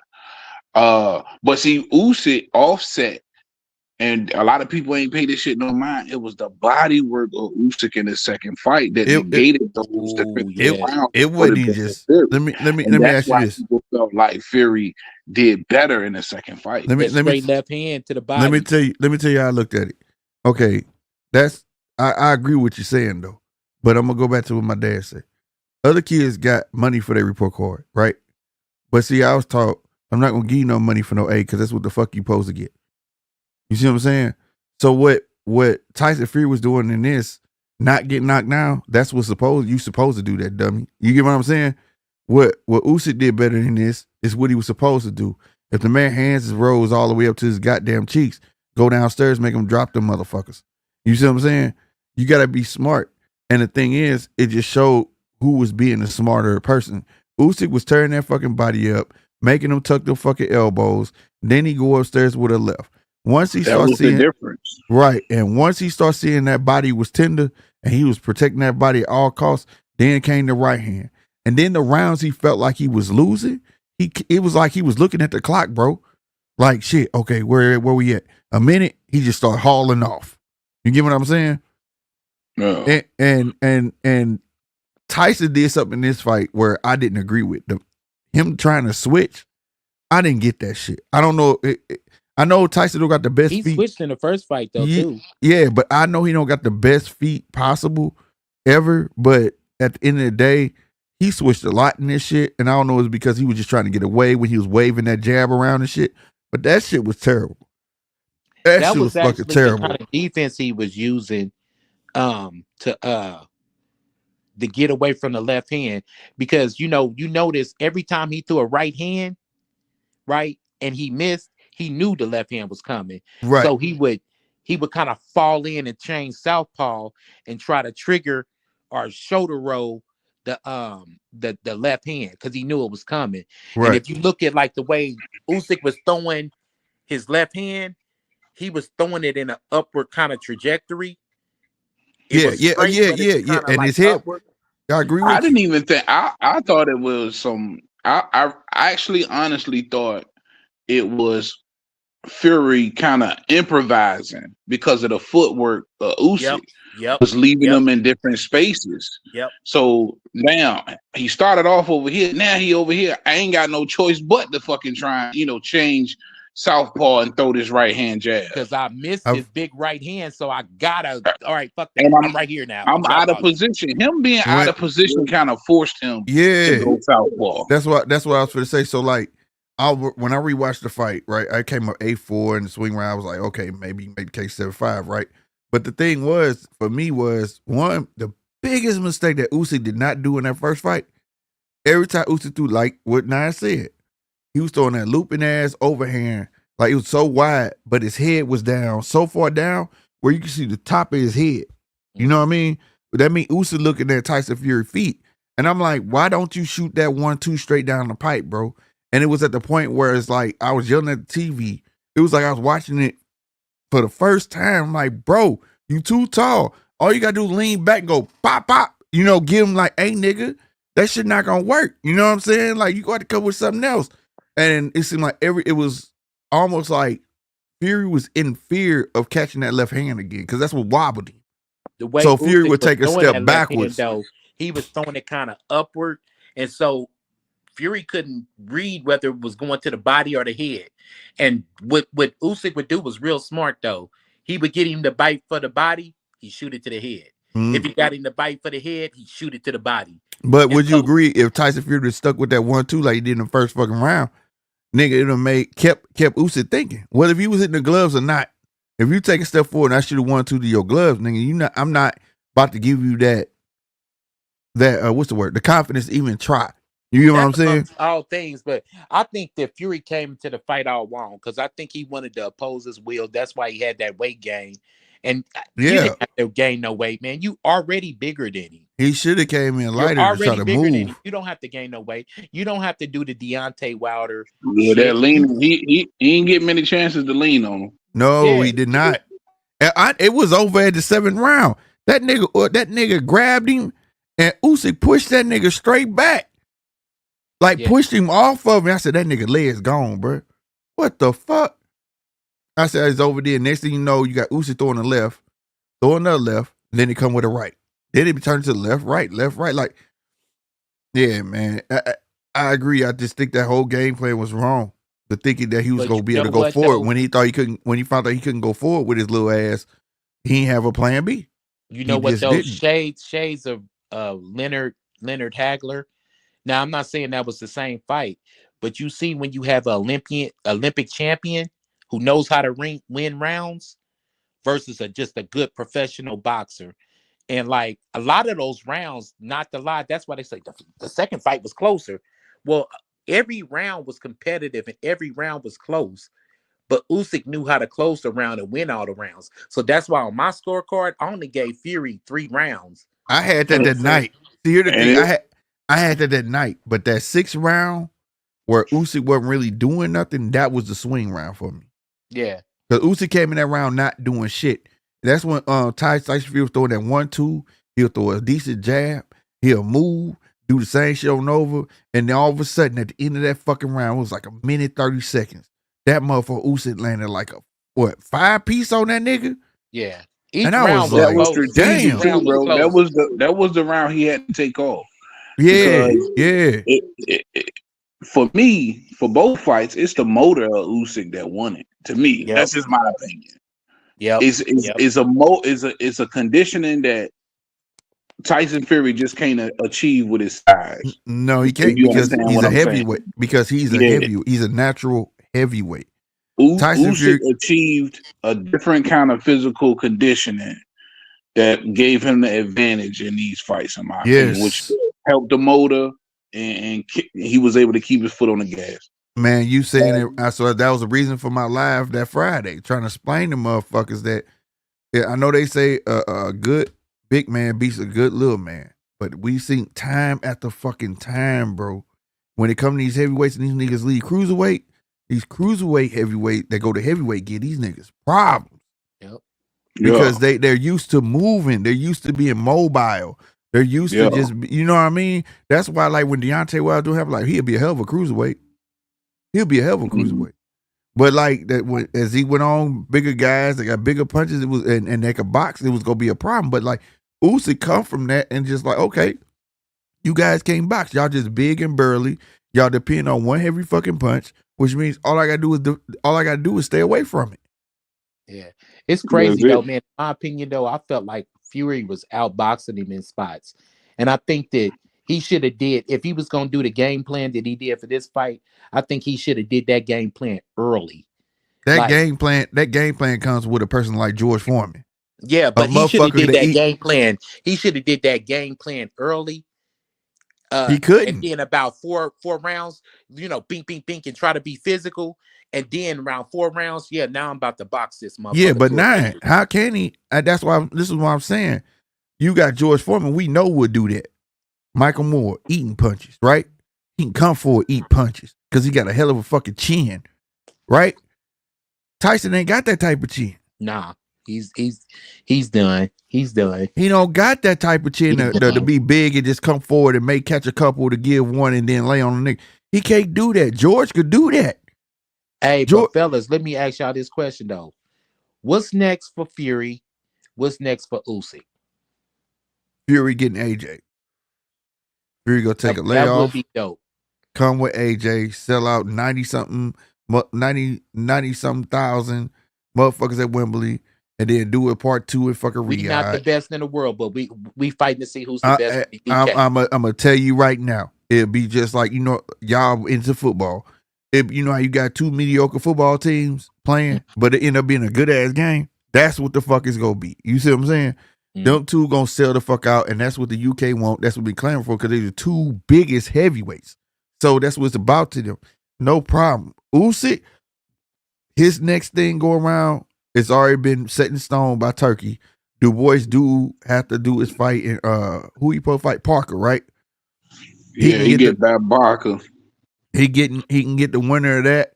All right. Du Bois need to win that because Turkey said he'll make the Du Bois fight. But if Du Bois lose, he'll make it with Parker. You see what I'm saying? He might not get past Parker though. Well, that's facts. But say he do get past Parker, I wouldn't mind him going to cruiserweight and fight Opataya or Zerto, who the winner of that fight. Right. That's Hey, how dope. much did Usyk weigh this fight? Usyk, it was 226. 226. 226. 20. Yeah, he could sweat that 20 with no problem. That's why I said they ain't too far off. Because he gained weight to be in this fight. Mm-hmm. Yeah. He had lost it in between the fights, bro. He had to gain it back. They made that clear when they at the weigh-in. What say you have? What you think is next for Fury and Usyk? I think he hit it on the head, man. If Fury wants another big payday, you get the AJ fight. Fury's made it clear time and time again. He just fighting for money, and you ain't gonna get a bigger payday than the AJ fight. So that's the only fight that makes sense for him. Usyk asked Turkey in the ring, man. Give me Daniel Dubois next. This nigga done got in here with me. Let me go ahead and try and take care of him again. So. That's the only ones that those fights make sense. Now let me ask this question: if Usyk beats Dubois, avenge that controversy, right? Mm-hmm. Goes down, beat whoever wins that fight, and become 2-time undisputed cruiserweight, and he beat Dubois, he gonna become 2-time undisputed heavyweight. Where do y'all rank him in heavyweight? Damn. Right, huh? Damn. That's some shit, right? Now that's some ATG shit.